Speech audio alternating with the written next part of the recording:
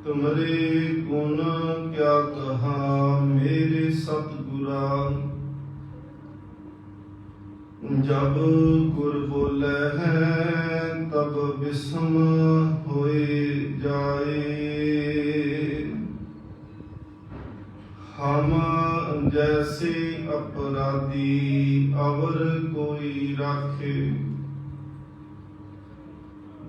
जैसे हम सतगुर राख लिए छड़ाए। तू गुर पिता तू है गुर माता,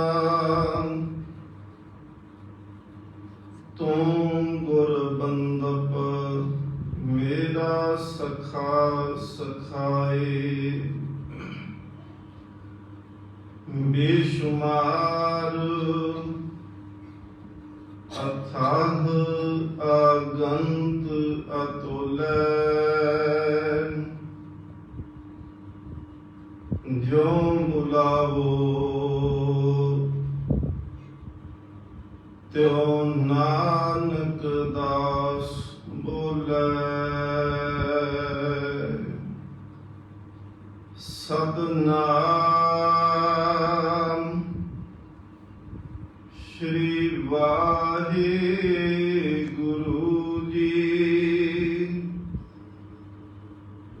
बहुता कर्म लिखिया ना जाए, वड्डा दाता तिल ना तमाए।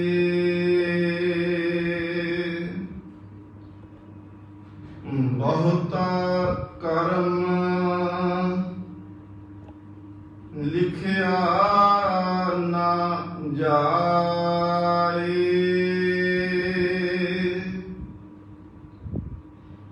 वड्डा दाता तिल ना तमाए।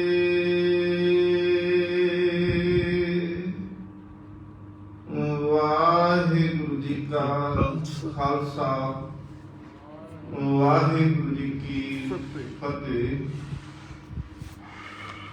परम सम्मानयोग जुगो जुग अटल तखत चौर शतर दे मालक सतगुरु श्री गुरु ग्रंथ ਸਾਹਿਬ महाराज पातशाह जी की पावन पवित्र हजूरी अंदर शाम के समय सजे हुए दीवाना दे विच आप संगत की हाजरियां भर के सतगुरु महाराज जी वालों बख्शिश की हुई सवासा रूपी पूंजी नूं सफला करन दा यत्न करते पे हो। धन गुरु नानक देव महाराज पातशाह जी की कृपा दे नाल श्री जपजी साहब जी दियां 24 पौड़ियां दी विचार आपां कल दे दीवान तक सरवण करना कीते हन। सतगुरु महाराज जी ने बख्शिश की है, जो बख्शिया समा है इस स्थान पे वो करीबन अज का शाम का दीवान ते कल का शाम का दीवान है। गुरु साहब कृपा करन के जो रहिंदियां पौड़ियां हैं उन्हां दी विचार आपां गुरु की बख्शिश के राही कर सकीए। आप संगत आसीस बख्शो। धन गुरु नानक देव महाराज की कृपा करन विच वर्तन ते बाणी दे अर्थ आप ही करवा लैण। बख्शो आसीस। अदब प्यार सत्कार सहित आओ सतगुरु महाराज जी के चरणों विच लवाओ हाजरी। प्यार सत्कार नाल आखो जी सतनाम श्री वाहिगुरु जी। फिर करो जी कृपा आखो जी सतनाम श्री वाहिगुरु जी।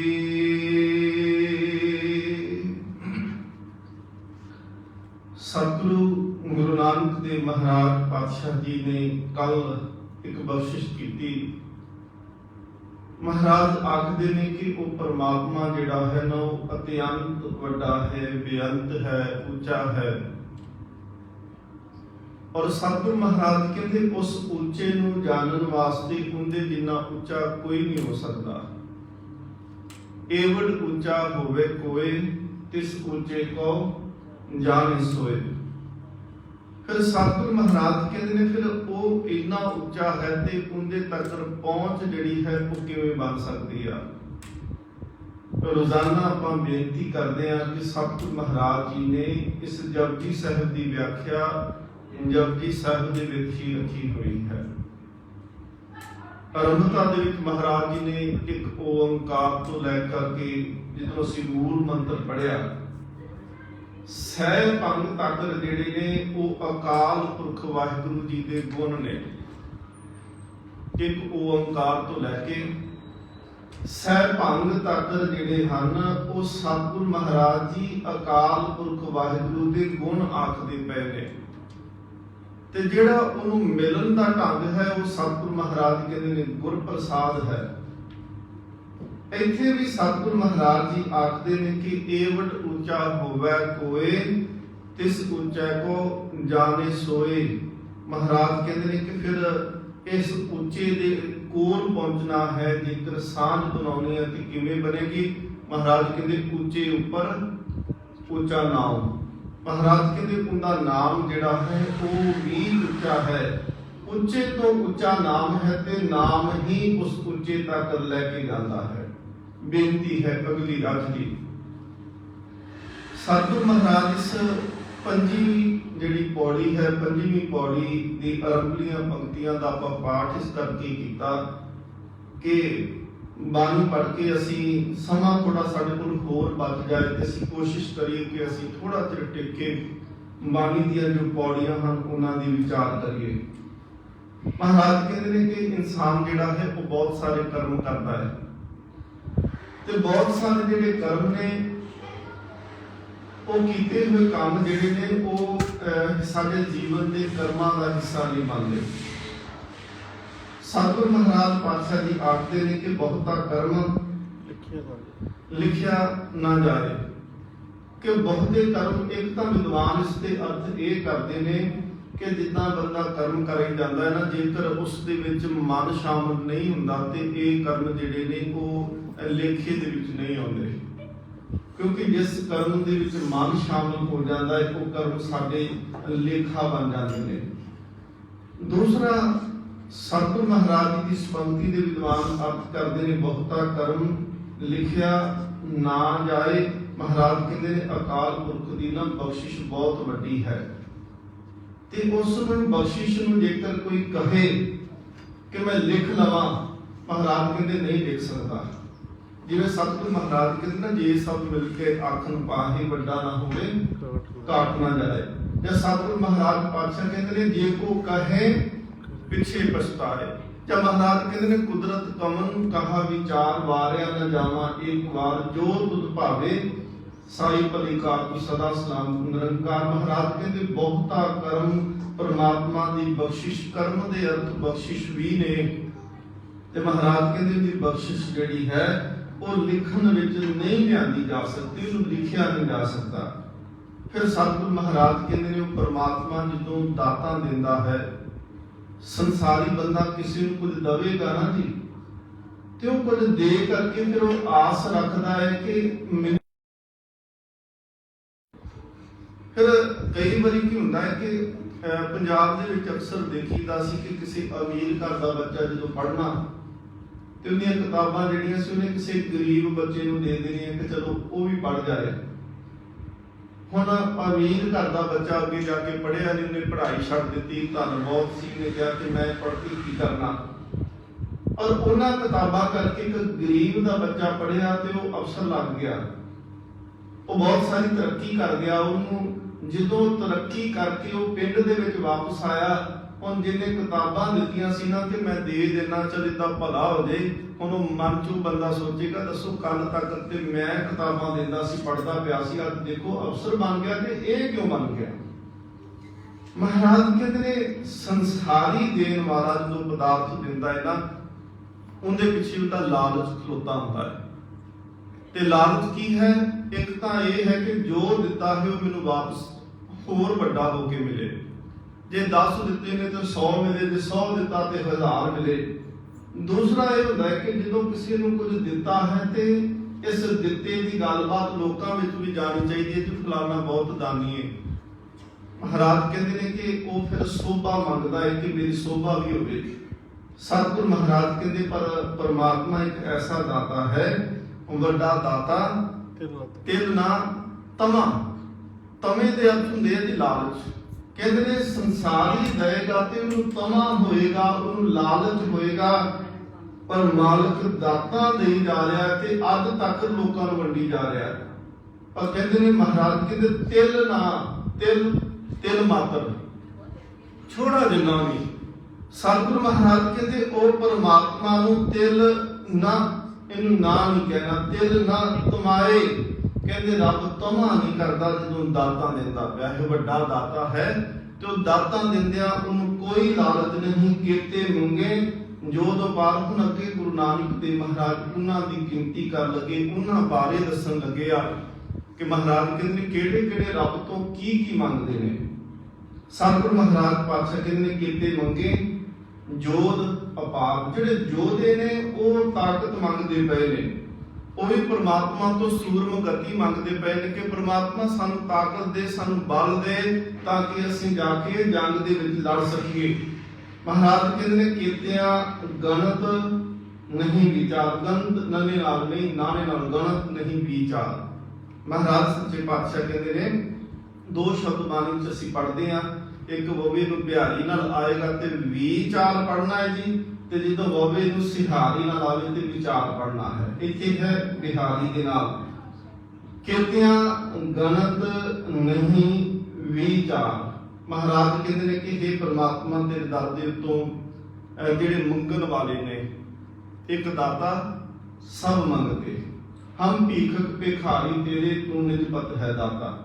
महाराज कहते हैं कि जगत भिखारी फिरत है सबको दाता राम। महाराज कहते हैं मंगण वाले ते कितड़े ने, अनगिनत ने, कीतियां गणत नहीं विचार। महाराज कहते उन्हां दी विचार नहीं की जा सकती, भाव के उन्हां दी भी गिनती नहीं हो सकती जिहड़े तेरे दर तो मंगते पे ने।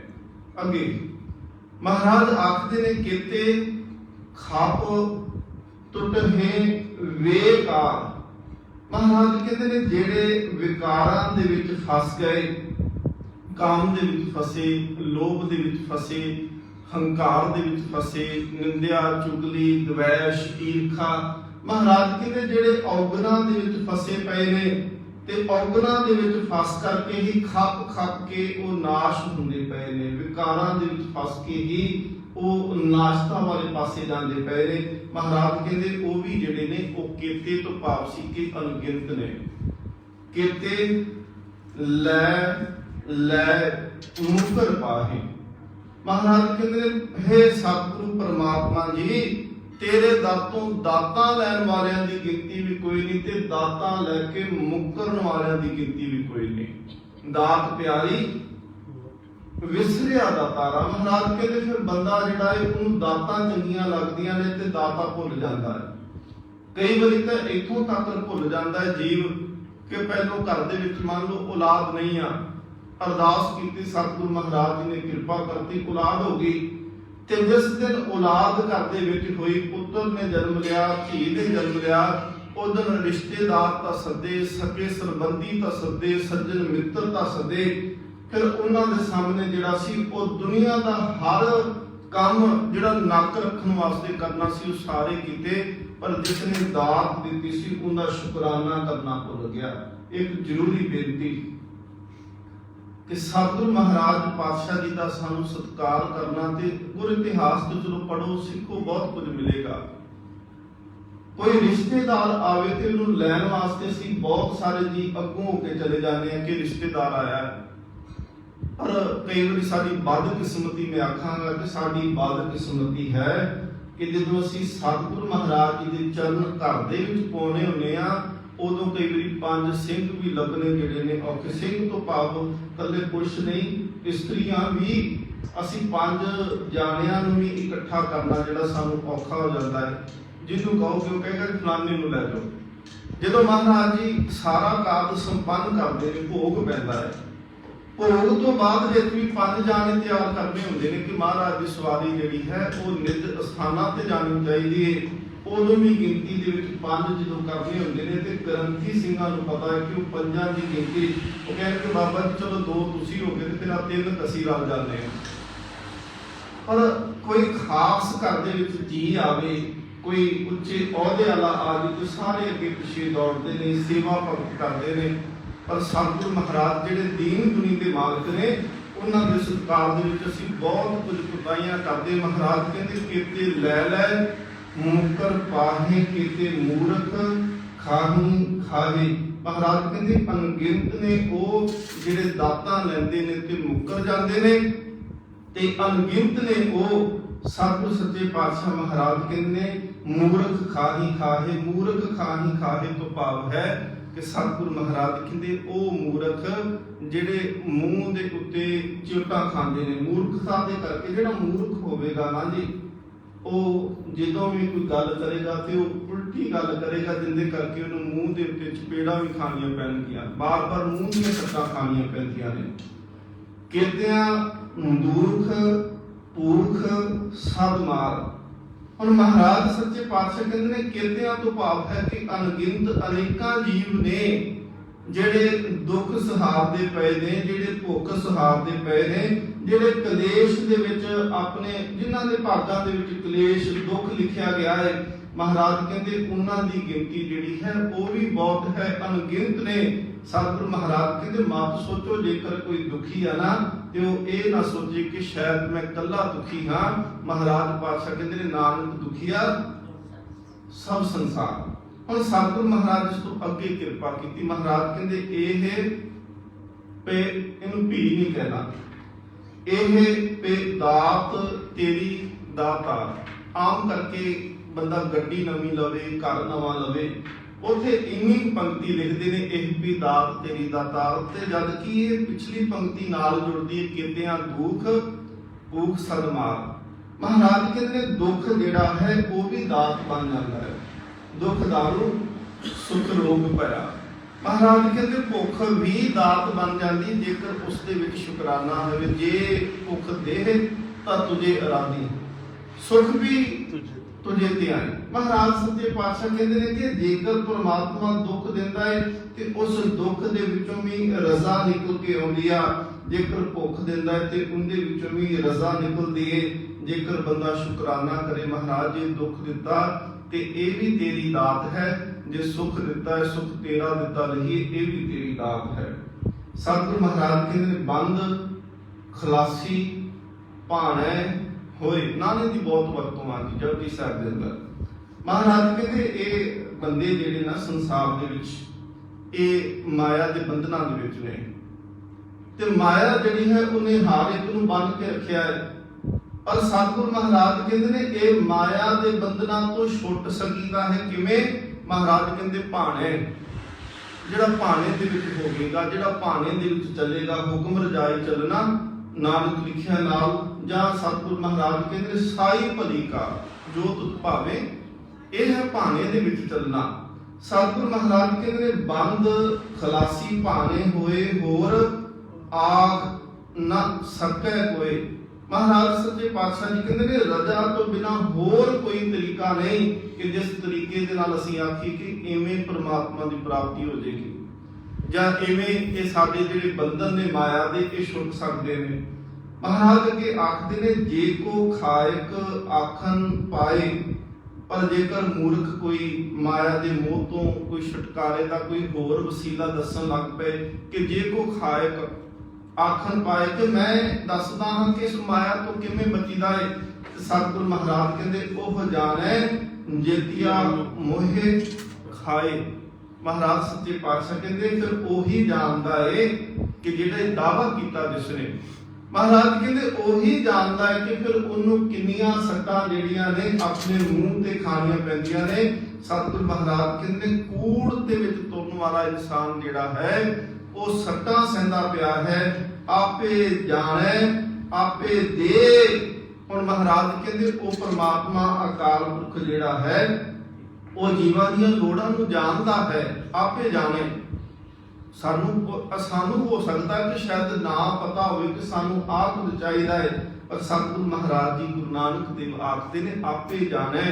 वो जानता है कि सानू की कुछ चाहिदा है। जे वो जानता ना हुंदा तो सानू माता पिता नहीं सी उन्हें देने। उन्होंने पता सी कि छोटा किवें पलेगा, पिता कमा के लैके आएगा, मां साम संभाल करेगी, फिर खेडन वास्ते सानू भैन भरा भी दे दिते, सुख लैण वास्ते उन्हें सानू धन पदार्थ दे दिता, रहन वास्ते उन्हें सानू घर दे दिता, खाण दे वास्ते सानू भोजन दे दिता। इत्थों तक कि जदों असीं खा नहीं सी सकदे, साडे दंद नहीं सी, असीं कुछ चबा नहीं सी सकदे, साडे कोल बोलिया नहीं सी जा सकदा, ते सतगुरु महाराज पातशाह जी दी बाणी कहंदी पहले मक्खन पाछे दूध। उन्हें मां दे कोल साडे भोजन दा वसीला पैदा कर दिता। सतगुरु महाराज कहंदे आपे जाने आपे दे। वो आप ही जानता है ते आप ही दाता देता है। आख है से पे कई के। महाराज कहते ने फिर इत्थे से पे इनू बिहारी नहीं लाउनी, इनू से पे सिहारी दे नाल उच्चारण करना कि अनेका मनुख ने जिहड़े ये गल आखदे ने ते सारे ना शुक्रे ही नहीं हुंदे। आखे से पे कई के बहुत सारे ने जिहड़े शुकराना परमात्मा दा करदे ने। महाराज की आखते ने जिसनों बख्शे सिद्ध सलाह। हुण जिस नौ ऊड़े नालों कढ़ा के नहीं करना, जिस नौ होड़े नाल बख्शे सिफ्त सलाह। महाराज कहते जिंदे ते तू कृपा करदा है परमात्मा जी, तो उन्होंने अपनी सिफ्त सलाह बख्शिश करना है। सलाह अपनी सलाह अपनी सिफ्त जिहड़ी है वो बख्शदा है, ते जिंदे ते तेरी कृपा हुंदी है। नानक पातशाही पातशाह, जे सस्से नूं करना ना पातशाह, वो थोड़ी जी आवाज सस्से दी लंबी करोगे ना साह, फिर औंकड़ की आवाज आएगी, फिर होड़ा लाउणा नहीं पएगा, शाहो होड़े नाल ने। महाराज कहते फिर जिंदे ते तेरी बख्शिश हुंदी है, जिस नूं बख्शे तू बख्शिश करता है, सिफ्त सलाह बख्शता है। महाराज कहते तू फिर उन्हों पातशाहां दा पातशाह बना देना है। महाराज की कृपा की कहते ने अमुल गुण अमुल वापार। मुल शब्द हुंदा है किसी चीज की वैल्यू तय कर देनी कि इनका कीमत जिहड़ी है इन्नी है। दुकानदार बिजनेसमैन हर चीज जो बनती है उदों की जिहड़ी है कीमत निर्धारित कर दी जाती कि इन्ना मुल होगा। सतगुरु महाराज कहते संसार दे विच बहुत सारिया वस्तुआं ने, तुसी जमीन खरीदो, तुसी घर खरीदो, तुसी समान खरीदो, कुछ भी खरीदते हो लोड़ा मुताबिक जो भी कुछ। महाराज कहते हर चीज का बंदा फिर मुल लाउंदा है, क्योंकि जिहड़ा मालक तो तुसी खरीदोगे एक तो दूजा खरीदेगा, उहदा मुल रखेगा। पर सतगुरु महाराज कहते ने अकाल पुरख दे जिहड़े गुण हन वो मुल नहीं पा सकता कोई। ये नहीं कह सकते कि 10 पौंड दिते ते अरदास करा के महाराज नामदान दे दो, पैसे नाल नहीं मिलना। 100 पौंड दे के भी नहीं मिल सकता। जे पैसे नाल नाम मिलता हुंदा कि सब तो ज्यादा नाम जिहड़ा सी ना वो पैसे वालियां कोल ही होना सी। ये बख्शिश के नाल मिलता। हाँ ठीक है, असीं सत्कार सतगुरु महाराज जी का करते हैं ते उनके दिते दे विचों ही भेंट करते। ये भी सच है कि जेकर सतगुरु महाराज पातशाह कहते ना कि इंसान कोई भी इंसान है वो अपनी कमाई दे विचों दसवंध जेकर नहीं कढ़दा, महाराज एक उदाहरण देंदे ने। भाई नंदलाल साहब की उदाहरण है। वो कहते देखो छत बनाउने आ ना ते छत दे उत्ते परनाला जरूर बनाईदा है।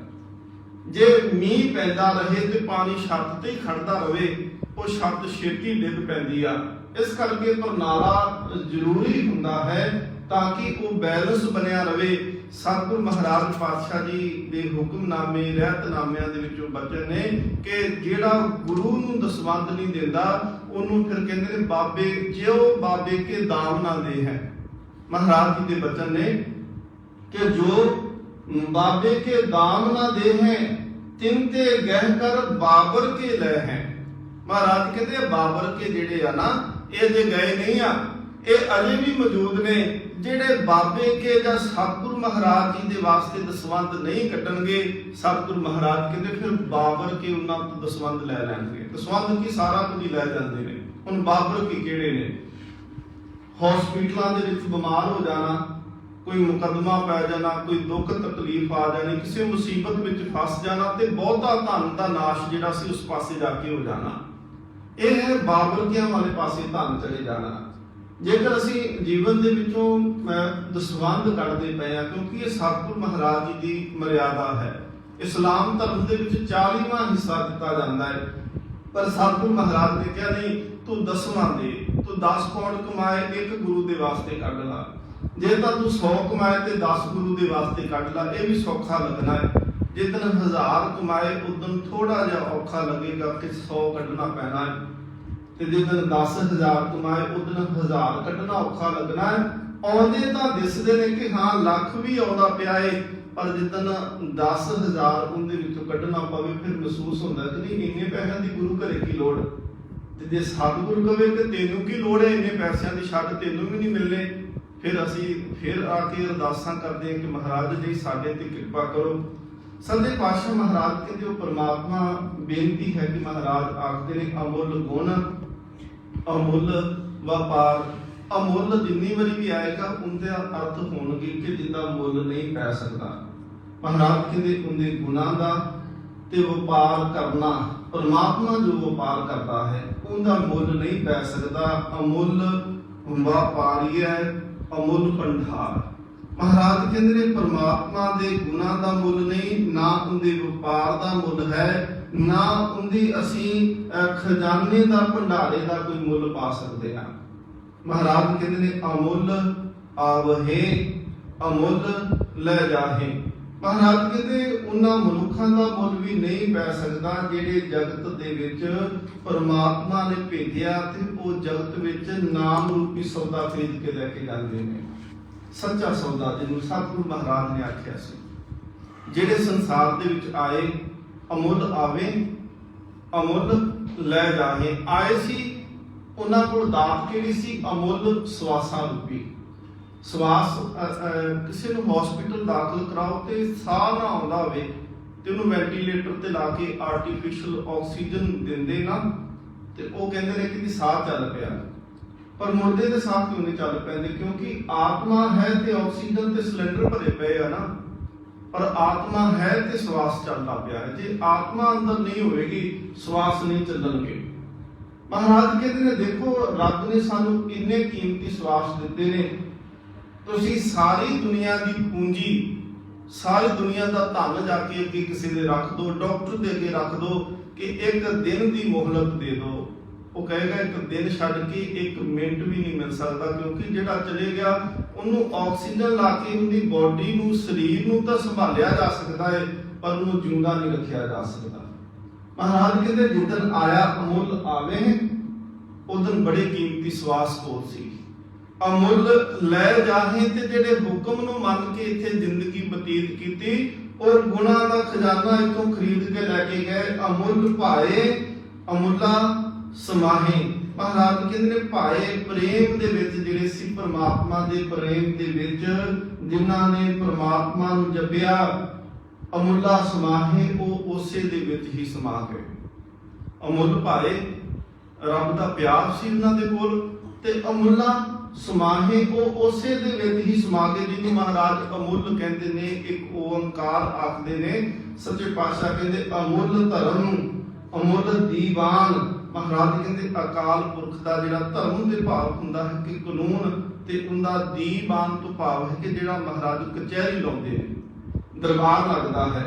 ਸਤਿਗੁਰੂ ਮਹਾਰਾਜ ਕਹਿੰਦੇ ਉਹਦਾ ਦਰਬਾਰ ਜਿਹੜਾ ਹੈ ਉਹ ਵੀ ਅਮੁੱਲਤ ਹੈ, ਅਮੁੱਲ ਤੁਲ, ਅਮੁੱਲ ਪ੍ਰਵਾਨ। ਤੇ ਮਹਾਰਾਜ ਸੱਚੇ ਪਾਤਸ਼ਾਹ ਕਹਿੰਦੇ ਉਦੋਂ ਜਦੋਂ ਉਹ ਜੀਵਾਂ ਦੇ ਕਰਮਾਂ ਨੂੰ ਤੋਲਦਾ ਹੈ ਤਕੜੀ ਦੇ ਵਿੱਚ ਪਾ ਕੇ, ਮਹਾਰਾਜ ਕਹਿੰਦੇ ਅਮੁੱਲ ਤੁਲ, ਉਹਦੇ ਤੋਲਣ ਵਾਲੀ ਤਕੜੀ ਵੀ ਅਮੋਲਕ ਹੈ, ਤੇ ਅਮੁੱਲ ਪ੍ਰਵਾਨ। ਸਤਿਗੁਰੂ ਮਹਾਰਾਜ ਪਾਤਸ਼ਾਹ ਕਹਿੰਦੇ ਉਹ ਉਹਦੇ ਘਰ ਦੇ ਵਿੱਚੋਂ ਤੋਲਣ ਦਾ ਜਿਹੜਾ ਸਾਧਨ ਹੈ, ਵੱਟੇ ਨੇ, ਤਕੜੀ ਨੇ, ਮਹਾਰਾਜ ਸੱਚੇ ਪਾਤਸ਼ਾਹ ਕਹਿੰਦੇ ਉਹ ਵੀ ਅਮੁੱਲ ਹੈ।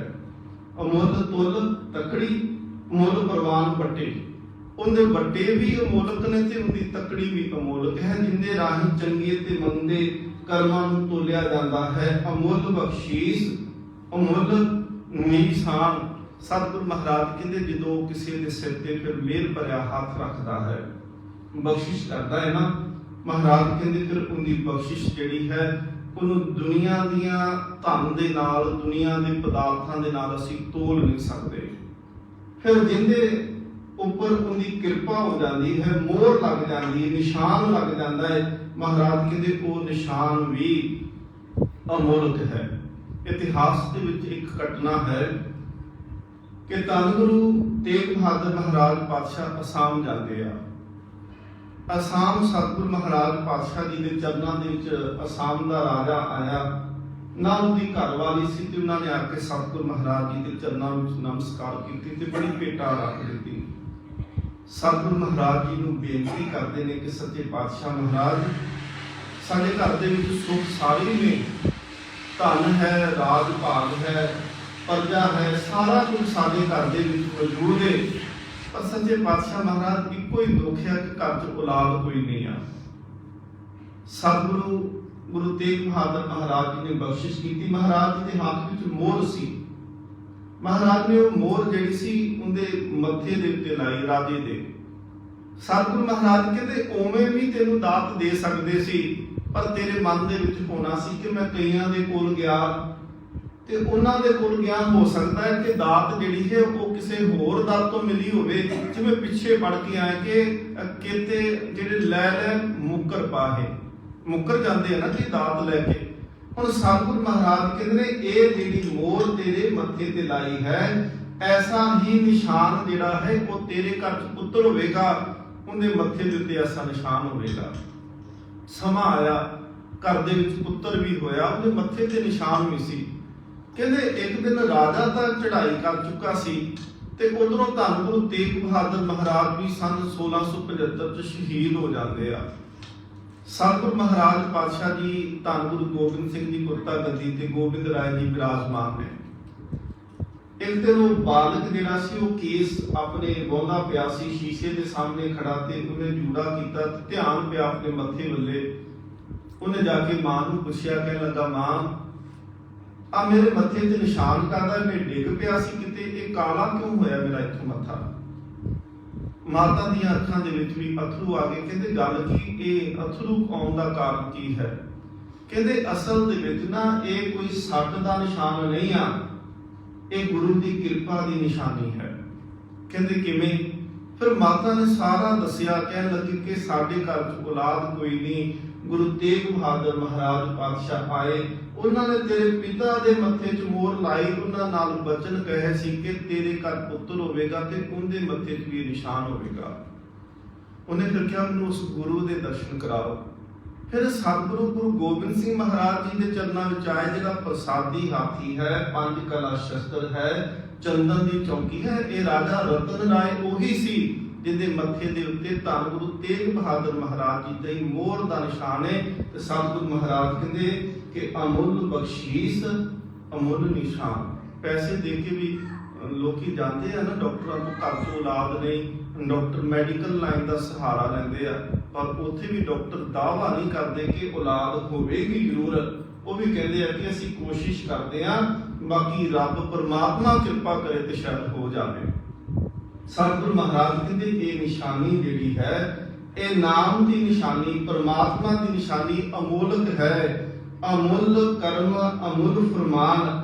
ਕਰਮ ਤੋਂ ਭਾਵ ਹੈ ਬਖਸ਼ਿਸ਼, ਪਰਮਾਤਮਾ ਤੇਰੀ ਬਖਸ਼ਿਸ਼ ਅਮੋਲਕ ਹੈ ਤੇ ਤੇਰਾ ਜਿਹੜਾ ਫਰਮਾਨ ਹੈ ਸੱਚੇ ਪਾਤਸ਼ਾਹ, ਤੇਰੀ ਕਿਰਪਾ ਦਾ ਕੋਈ ਮੁੱਲ, ਕੋਈ ਅੰਦਾਜ਼ਾ ਨਹੀਂ ਲਾਇਆ ਜਾ ਸਕਦਾ। ਅਮੁੱਲੋ ਅਮੁੱਲ ਆਖਿਆ ਨਾ ਜਾਏ। ਹੁਣ ਸਤਿਗੁਰੂ ਮਹਾਰਾਜ ਕਹਿੰਦੇ ਅਕਾਲ ਪੁਰਖ ਜਿਹੜਾ ਹੈ ਉਹਦੇ ਅਮੋਲਕਤਾ ਦਾ ਅੰਦਾਜ਼ਾ ਨਹੀਂ ਲਾਇਆ ਜਾ ਸਕਦਾ, ਉਹਦੇ ਬਾਰੇ ਆਖਿਆ ਨਹੀਂ ਜਾ ਸਕਦਾ। ਜੇਕਰ ਕੋਈ ਆਖਦਾ ਹੈ ਆਖ ਆਖ ਰਹੇ ਲਿਵ ਲਾਏ। ਸਤਿਗੁਰੂ ਮਹਾਰਾਜ ਕਹਿੰਦੇ ਨੇ ਧਿਆਨ ਜੋੜ ਕੇ ਅਕਾਲ ਪੁਰਖ ਦੀ ਬਖਸ਼ਿਸ਼ਾਂ ਦਾ ਕੋਈ ਅੰਦਾਜ਼ਾ ਲਾਵੇ, ਮਹਾਰਾਜ ਕਹਿੰਦੇ ਨੇ ਉਹ ਅੰਤ ਨੂੰ ਰਹਿ ਜਾਂਦੇ ਨੇ। ਸਤਿਗੁਰੂ ਮਹਾਰਾਜ ਕਹਿੰਦੇ ਆਖ ਆਖ ਰਹੇ ਲਿਵ ਲਾਏ। ਜਿਹੜੇ ਲਿਵ ਲਾਉਣ ਵਾਲੇ ਨੇ ਉਹ ਆਖ ਕੇ, ਬਿਆਨ ਕਰ ਕਰਕੇ, ਦੱਸ ਕੇ, ਵਿਖਿਆਨ ਕਰ ਕਰਕੇ ਸੱਚੇ ਪਾਤਸ਼ਾਹ ਮਹਾਰਾਜ ਕਹਿੰਦੇ ਉਹ ਥੱਕ ਜਾਂਦੇ ਨੇ। ਫਿਰ ਪਤਾ ਲੱਗਦਾ ਹੈ ਕਿ ਅਸੀਂ ਕੁਝ ਵੀ ਨਹੀਂ ਬਿਆਨ ਕਰ ਸਕੇ। ਮਹਾਰਾਜ ਕੀ ਆਖਦੇ ਨੇ, ਆਖੇ ਹੈ ਵੇਦ ਪਾਠ ਪੁਰਾਣ। ਹੁਣ ਪਹਿਲਾਂ ਤੇ ਸੀ ਕਿ ਮਹਾਰਾਜ ਤੁਸੀਂ ਅਮੋਲਕ ਹੋ, ਤੁਹਾਡੇ ਗੁਣ ਅਮੋਲ, ਤੁਹਾਡੀਆਂ ਬਖਸ਼ਿਸ਼ਾਂ ਅਮੋਲ। ਸੱਚੇ ਪਾਤਸ਼ਾਹ ਮਹਾਰਾਜ ਕੋਈ ਵੀ ਬਖਸ਼ਿਸ਼ ਦੀ ਗੱਲ ਕੀਤੀ, ਨਿਸ਼ਾਨ ਦੀ ਗੱਲ ਕੀਤੀ, ਮਹਾਰਾਜ ਤੁਹਾਡੇ ਹਰ ਇੱਕ ਵਸਤੂ ਅਮੋਲਕ ਹੈ। ਮਹਾਰਾਜ ਹੁਣ ਆਖਦੇ ਕੌਣ ਪਏ ਨੇ? ਸਤਿਗੁਰ ਮਹਾਰਾਜ ਕਹਿੰਦੇ ਨੇ ਆਖੇ ਵੇਦ ਪਾਠ ਪੁਰਾਣ। ਜਿੰਨੇ ਧਾਰਮਿਕ ਗ੍ਰੰਥ ਨੇ ਉਹੀ ਰੱਬ ਦੇ ਗੁਣਾਂ ਦਾ ਵਿਖਿਆਨ ਕਰਦੇ ਪਏ ਨੇ, ਗੁਣਾਂ ਨੂੰ ਪਾਉਂਦੇ ਪਏ ਨੇ, ਅੰਦਾਜ਼ੇ ਲਾਉਂਦੇ ਪਏ ਨੇ ਕਿ ਰੱਬ ਕਿਵੇਂ ਦਾ ਹੋਵੇਗਾ। ਆਖੇ ਪੜੇ ਕਰਹੇ ਵਿਖਿਆਨ।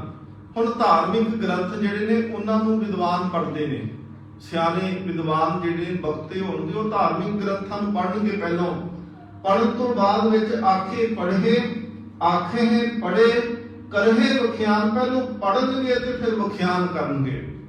ਜਾਂ ਜਿੱਦਾਂ ਇਸ ਤਰ੍ਹਾਂ ਕਹੀਏ ਕਿ ਅਸੀਂ ਦੇਖੋ ਪਹਿਲਾਂ ਜਪਜੀ ਸਾਹਿਬ ਦੀ ਕਥਾ ਕਰਦੇ ਪਏ ਆ, ਪਹਿਲਾਂ ਪੜ੍ਹੀਦਾ, ਪੜ੍ਹਨ ਤੋਂ ਬਾਅਦ ਵਿੱਚ ਵਿਖਿਆਨ ਕਥਾ ਹੁੰਦੀ ਪਈ ਆ। ਮਹਾਰਾਜ ਕਹਿੰਦੇ ਨੇ ਅਣਗਿਣਤ ਨੇ ਆਖੇ ਪੜੇ ਕਰੇ ਵਿਖਿਆਨ, ਆਖੇ ਬਰਮੇ ਆਖੇ ਇੰਦ। ਮਹਾਰਾਜ ਕਹਿੰਦੇ ਨੇ ਆਖਣ ਵਾਲਿਆਂ ਦੇ ਵਿੱਚ ਦੇਖੋ ਕੌਣ ਕੌਣ ਨੇ। ਮਹਾਰਾਜ ਕਹਿੰਦੇ ਨੇ ਬ੍ਰਹਮਾ ਵਰਗੇ ਤੇ ਇੰਦਰ ਵਰਗੇ ਵੀ ਉਹਦੇ ਗੁਣਾਂ ਨੂੰ ਆਖਦੇ ਪਏ ਨੇ, ਬਿਆਨ ਕਰਦੇ ਪਏ ਨੇ। ਆਖੇ ਗੋਪੀ ਤੈ ਗੋਬਿੰਦ। ਸੱਚੇ ਪਾਤਸ਼ਾਹ ਮਹਾਰਾਜ ਕਹਿੰਦੇ ਨੇ ਕਿ ਜਿਵੇਂ ਗੋਪੀਆਂ ਜਿਹੜੀਆਂ ਸੀ, ਗੋਪੀਆਂ ਤੇ ਗੋਬਿੰਦ ਤੋਂ ਭਾਵ ਇੱਥੇ ਕ੍ਰਿਸ਼ਨ ਹੈ। ਕਹਿ ਲੱਗੇ ਕ੍ਰਿਸ਼ਨ ਤੇ ਗੋਪੀਆਂ ਵੀ ਅੰਦਾਜ਼ੇ ਲਾਉਂਦੇ ਪਏ ਨੇ। ਆਖੇ ਹੈ ਈਸ਼ਰ, ਆਖੇ ਹੈ ਸਿੱਧ। ਇੱਥੇ ਈਸ਼ਰ ਦੇ ਅਰਥ ਜਿਹੜੇ ਨੇ ਉਹ ਸ਼ਿਵ ਜੀ ਹੈ, ਤੇ ਸਤਿਗੁਰ ਮਹਾਰਾਜ ਕਹਿੰਦੇ ਨੇ ਸ਼ਿਵ ਜੀ ਤੇ ਸਮਾਧੀਆਂ ਲਾਉਣ ਵਾਲੇ ਸਿੱਧ। ਇੱਥੇ ਦੋ ਗੱਲਾਂ ਇਕੱਠੀਆਂ ਤਾਂ ਵੀ ਰੱਖੀਆਂ ਕਿਉਂਕਿ ਜਿੰਨੇ ਸਿੱਧ ਨੇ ਜਾਂ ਜੋਗੀ ਨੇ ਉਹ ਸ਼ਿਵ ਜੀ ਨੂੰ ਆਪਣਾ ਇਸ਼ਟ ਮੰਨਦੇ ਪਏ ਨੇ। ਸੱਚੇ ਪਾਤਸ਼ਾਹ ਮਹਾਰਾਜ ਪਾਵਨ ਬਾਣੀ ਵਿੱਚ ਕਿਰਪਾ ਕੀਤੀ, ਕਹਿਣ ਲੱਗੇ ਮਹਾਦੇਵ ਕੋ ਕਹਿਤ ਸਦਾ ਸ਼ਿਵ ਨਿਰੰਕਾਰ ਕਾ ਚਿੰਤ ਨਹੀਂ ਪੈ।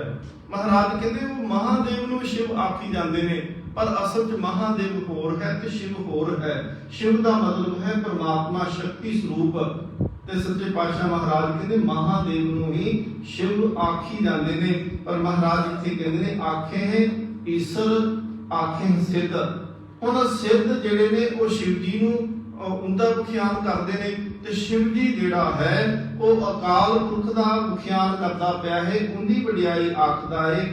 ਆਖੇ ਕੀਤੇ ਬੁੱਧ। ਬੁੱਧ ਤੋਂ ਭਾਵ ਜਿਹੜਾ ਹੈ ਉਹ ਬੁੱਧ ਭਗਵਾਨ ਵੀ ਹੈ, ਤੇ ਬੁੱਧ ਤੋਂ ਭਾਵ ਹੈ ਕਿ ਬੁੱਧੀ ਵਾਲੇ, ਜਿਨ੍ਹਾਂ ਨੂੰ ਰੱਬ ਨੇ ਸਿਆਣਪ ਦਿੱਤੀ ਹੈ। ਆਖੇ ਕੀਤੇ ਬੁੱਧ, ਕਿ ਬੁੱਧੀਮਾਨ ਬਹੁਤ ਬਣਾਏ ਪਰਮਾਤਮਾ ਨੇ ਸੰਸਾਰ ਦੇ ਵਿੱਚ। ਤੇ ਸਤਿਗੁਰ ਮਹਾਰਾਜ ਕਹਿੰਦੇ ਉਹ ਆਪਣੀ ਬੁੱਧੀ ਦੇ ਰਾਹੀਂ ਆਖੀ ਜਾਂਦੇ ਆ, ਜਾਂ ਉਹ ਸੱਚੇ ਪਾਤਸ਼ਾਹ ਮਹਾਰਾਜ ਕਹਿੰਦੇ ਬੁੱਧ ਵਰਗੇ ਭਗਵਾਨ ਜਿਹੜੇ ਨੇ ਉਹ ਵੀ ਪਰਮਾਤਮਾ ਨੂੰ ਆਖਦੇ, ਵਡਿਆਈ ਕਰਦੇ ਪਏ ਨੇ। ਆਖੇ ਦਾਨਵ, ਆਖੇ ਦੇਵ। ਤੁਸੀਂ ਮਿਥੋਲੋਜੀ ਪੜ੍ਹ ਕੇ ਦੇਖੋ, ਜਿੰਨੇ ਵੀ ਦੈਤ ਹੋਏ ਨੇ ਉਹਨਾਂ ਸਾਰੇ ਜਿਹੜੇ ਸੀ ਉਹ ਭਗਤੀ ਕਰਨ ਵਾਲੇ ਸੀ। ਸ਼ਿਵ ਜੀ ਦਾ ਵੀ ਅਸੀਂ ਰਾਵਣ ਦਾ ਪੜ੍ਹਦੇ ਹਾਂ ਕਿ ਰਾਵਣ ਜਿਹੜਾ ਸੀ ਉਹ ਸ਼ਿਵ ਜੀ ਦਾ ਬਹੁਤ ਵੱਡਾ ਭਗਤ ਸੀ। ਆਪਣਾ ਸਿਰ ਕੱਟ ਕੇ ਤੇ ਆਹੂਤੀ ਦੇ ਦਿੰਦਾ ਸੀ। ਕਹਿੰਦੇ ਨੇ 10 ਵਾਰੀ ਉਹਨੇ ਸਿਰ ਕੱਟ ਕੇ ਆਹੂਤੀ ਦਿੱਤੀ, ਇਸ ਕਰਕੇ ਉਹਨੂੰ ਆਂਦੇ ਸੀ ਦਹਿ ਸਿਰ ਰਾਵਣ। ਮੇਘਨਾਥ ਸੀ, ਕੁੰਭਕਰਨ ਸੀ, ਉਹਨਾਂ ਦੀ ਭੈਣ ਸਰੂਪ ਨਖਾ ਸੀ। ਬਹੁਤ ਸਾਰੇ ਐਸੇ ਦੈਤ ਜਿਹੜੇ ਬਿਰਤੀ ਵਾਲੇ ਸਨ, ਉਹ ਸਾਰੇ ਭਗਤ ਹੋਏ ਨੇ। ਪਹਿਲਾਂ ਉਹਨਾਂ ਨੇ ਭਗਤੀ ਕੀਤੀ। ਹਰਨਾਕਸ਼ ਜਿਹੜਾ ਸੀ ਉਹਨੇ ਵੀ ਤਾਂ ਭਗਤੀ ਕੀਤੀ ਹੈ ਨਾ। ਫਿਰ ਹੀ ਵਾਰ ਮਿਲਿਆ ਕਿ ਨਾ ਅੰਦਰ ਮਰਾ, ਨਾ ਬਾਹਰ ਮਰਾ, ਨਾ ਦਿਨੇ ਮਰਾ, ਨਾ ਰਾਤ ਮਰਾ, ਨਾ ਇਨਸਾਨ ਤੋਂ ਮਰਾ, ਨਾ ਜਾਨਵਰ ਤੋਂ ਮਰਾ। ਸਤਿਗੁਰ ਸੱਚੇ ਪਾਤਸ਼ਾਹ ਮਹਾਰਾਜ ਕਹਿੰਦੇ ਆਖੇ ਦਾਨਵ, ਆਖੇ ਦੇਵ। ਮਹਾਰਾਜ ਕਹਿੰਦੇ ਦੇਵਤੇ ਤੇ ਰਾਖਸ਼ ਵੀ ਤੇਰੀ ਵਡਿਆਈ ਕਰਦੇ ਪਏ ਨੇ। ਆਖੇ ਸੁਰ, ਨਰ, ਮੁਨ, ਜਨ, ਸੇਵ। ਹੁਣ ਸੱਚੇ ਪਾਤਸ਼ਾਹ ਮਹਾਰਾਜ ਨੇ ਜਿੰਨੇ ਇੱਥੇ ਆਖੇ ਨਾ ਆਖੇ, ਇਹ ਸਾਰਿਆਂ ਨਾਲ ਲੱਗਦੇ ਨੇ। ਆਖੇ ਸੁਰ, ਆਖੇ ਨਰ, ਆਖੇ ਮੁਨ, ਆਖੇ ਜਨ, ਆਖੇ, ਇਹ ਸਾਰੇ ਜਿਹੜੇ ਸੇਵ, ਇਹ ਸਾਰਿਆਂ ਦੇ ਨਾਲ ਲੱਗੇਗਾ। ਤੇ ਇਹਨਾਂ ਦਾ ਪਾਠ ਇਕੱਠਾ ਨਹੀਂ ਕਰਦੇ, ਨਾ ਆਖੇ ਸੁਰ ਨਰ ਮੁਨ ਜਨ ਸੇਵ ਨਹੀਂ ਕਰਨਾ, ਇਹ ਵਿਸ਼ਰਾਮ ਦੇਣਾ ਹੈ। ਆਖੇ ਸੁਰ, ਨਰ, ਮੁਨ, ਜਨ, ਸੇਵ। ਸੇਵ ਤੋਂ ਭਾਵ ਸੇਵਕ, ਜਨ ਤੋਂ ਭਾਵ ਵੀ ਸੇਵਕ ਹੀ ਹੈ। ਮੁਨ ਤੋਂ ਭਾਵ ਹੈ ਕਿ ਮੁਨੀ ਲੋਕ, ਨਰ ਤੋਂ ਭਾਵ ਹੈ ਮਨੁੱਖ ਤੇ ਸੁਰ ਤੋਂ ਭਾਵ ਹੈ ਦੇਵ ਬਿਰਤੀ ਵਾਲੇ ਦੇਵਤੇ। ਸਤਿਗੁਰੂ ਮਹਾਰਾਜ ਕਹਿੰਦੇ ਇਹ ਸਾਰੇ ਹੀ ਤੈਨੂੰ ਗਾਉਂਦੇ ਪਏ ਨੇ, ਤੇਰੀਆਂ ਵਡਿਆਈਆਂ ਦਾ ਅੰਦਾਜ਼ਾ ਲਾਉਂਦੇ ਪਏ ਨੇ। ਕਿਤੇ ਆਖੇ ਆਖਣ ਪਾਹੇ। ਮਹਾਰਾਜ ਕਹਿੰਦੇ ਨੇ ਬਹੁਤ ਸਾਰੇ ਬੇਅੰਤ ਜੀਵ ਨੇ ਜਿਹੜੇ ਅੰਦਾਜ਼ਾ ਲਾਉਂਦੇ ਪਏ ਨੇ ਕਿ ਬੇਅੰਤ ਹੀ ਲਾਉਣ ਦਾ ਯਤਨ ਕਰਦੇ ਪਏ ਨੇ। ਕਿਤੇ ਆਖੇ, ਕਈਆਂ ਨੇ ਆਖਿਆ, ਕੋਸ਼ਿਸ਼ ਕੀਤੀ, ਤੇ ਆਖਣ ਪਾਹੇ, ਤੇ ਕਈ ਆਖਣ ਦੀ ਕੋਸ਼ਿਸ਼ ਕਰਦੇ ਪਏ ਨੇ। ਕਿਤੇ ਕਹਿ ਹੁਣ ਜਿਨ੍ਹਾਂ ਨੇ ਕਿਤੇ ਆਖੇ ਆਖਿਆ ਸੀ, ਮਹਾਰਾਜ ਕਹਿੰਦੇ ਕਹਿ ਉੱਠ ਜਾਹੇ, ਉਹ ਚਲੇ ਗਏ ਸੰਸਾਰ ਦੇ ਤੋਂ। ਤੇ ਕਈ ਜਿਹੜੇ ਸੀ ਉਹ ਜਾਣ ਦੀ ਤਿਆਰੀ ਵਿੱਚ ਨੇ। ਕਿਤੇ ਕੀਤੇ ਹੋਰ ਕਰੇ। ਮਹਾਰਾਜ ਕਹਿੰਦੇ ਜਗਤ ਵਿੱਚ ਬੇਅੰਤ ਜੀਵ ਪ੍ਰਮਾਤਮਾ ਨੇ ਪੈਦਾ ਕੀਤੇ, ਬੇਅੰਤ ਹੀ ਉਸ ਪ੍ਰਮਾਤਮਾ ਦਾ ਅੰਦਾਜ਼ਾ ਲਾਈ ਜਾਂਦੇ ਨੇ, ਪਰ ਤਾਂ ਆਖ ਨਾ ਸਕੇ ਹੈ ਕਿ ਸੱਚੇ ਪਾਤਸ਼ਾਹ ਮਹਾਰਾਜ ਕਹਿੰਦੇ ਥੋੜਾ ਜਿੰਨਾ ਵੀ ਕੋਈ ਅੰਦਾਜ਼ਾ ਪ੍ਰਮਾਤਮਾ ਦਾ ਨਹੀਂ ਲਾ ਸਕਦਾ। ਅੱਗੇ ਮਹਾਰਾਜ ਆਖਦੇ ਨੇ ਜੀਵੜ ਭਾਵੇ ਤੇਵੜ ਹੋਏ। ਜਿਹਨੂੰ ਮਹਾਰਾਜ ਕਹਿੰਦੇ ਜਾ ਕਰਤਾ ਸਿਰਠੀ ਕੋ ਸਾਜੇ ਆਪੇ ਜਾਣੇ ਸੋਈ। ਮਹਾਰਾਜ ਕਹਿੰਦੇ ਉਹ ਆਪਣੇ ਆਪ ਨੂੰ ਆਪ ਹੀ ਜਾਣਦਾ ਹੈ। ਸੱਚੇ ਪਾਤਸ਼ਾਹ ਮਹਾਰਾਜ ਕਹਿੰਦੇ ਇਸ ਕਰਕੇ ਉਹ ਸਵੈੰਭੂ ਹੈ, ਆਪਣੇ ਆਪ ਤੋਂ ਹੈ।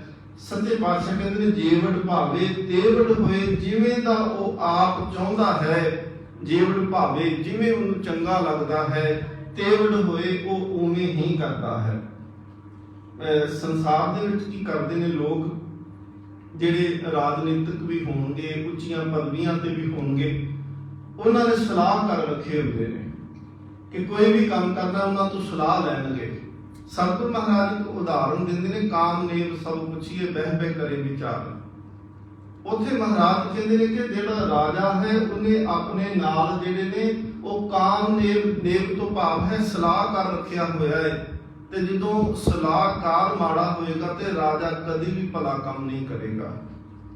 ਸਤਿਗੁਰੂ ਮਹਾਰਾਜ ਪਾਤਸ਼ਾਹ ਕਹਿੰਦੇ ਜਿਹੜਾ ਰਾਜਾ ਪ੍ਰਮਾਤਮਾ ਹੈ ਨਾ, ਉਹ ਜੋ ਕੁਝ ਕਰਦਾ ਹੈ ਉਹ ਆਪਣੇ ਜੋ ਉਹਨੂੰ ਚੰਗਾ ਲੱਗਿਆ, ਜੀਵੜ ਭਾਵੇ ਜਿਵੇਂ ਉਹਨੂੰ ਚੰਗਾ ਲੱਗਿਆ, ਤੇਵੜ ਹੋਏ ਉਹ ਉਵੇਂ ਹੀ ਕਰਦਾ ਹੈ। ਉਹ ਕਿਸੇ ਦੀ ਸਲਾਹ ਨਹੀਂ ਲੈਂਦਾ। ਸਤਿਗੁਰੂ ਮਹਾਰਾਜ ਕਹਿੰਦੇ ਬੀਓ ਪੂਛ ਨਾ ਮਸਲਤ ਧਰੇ। ਉਹ ਨਾ ਕਿਸੇ ਤੋਂ ਸਲਾਹ ਲੈਂਦਾ ਹੈ ਤੇ ਨਾ ਕਿਸੇ ਦੀ ਸਲਾਹ ਤੇ ਉਹ ਚੱਲਦਾ ਹੈ। ਨਾਨਕ ਜਾਣੈ ਸਾਚਾ ਸੋਏ। ਸਤਿਗੁਰੂ ਮਹਾਰਾਜ ਕਹਿੰਦੇ ਉਹ ਪਰਮਾਤਮਾ ਸਾਚਾ ਸੋਏ ਤੋਂ ਭਾਵ ਹੈ ਕਿ ਜਿਹੜਾ ਸਦਾ ਸਥਿਰ ਰਹਿੰਦਾ ਹੈ ਤੇ ਉਹ ਆਪ ਹੀ ਜਾਣਦਾ ਹੈ ਕਿ ਉਹ ਪਰਮਾਤਮਾ ਕਿੰਨਾ ਵੱਡਾ, ਆਪਣੇ ਆਪ ਨੂੰ ਆਪ ਹੀ ਜਾਣਦਾ ਹੈ। ਮਹਾਰਾਜ ਕਹਿੰਦੇ ਜੇ ਕੋ ਆਖੈ ਬੋਲ ਵਿਗਾੜ।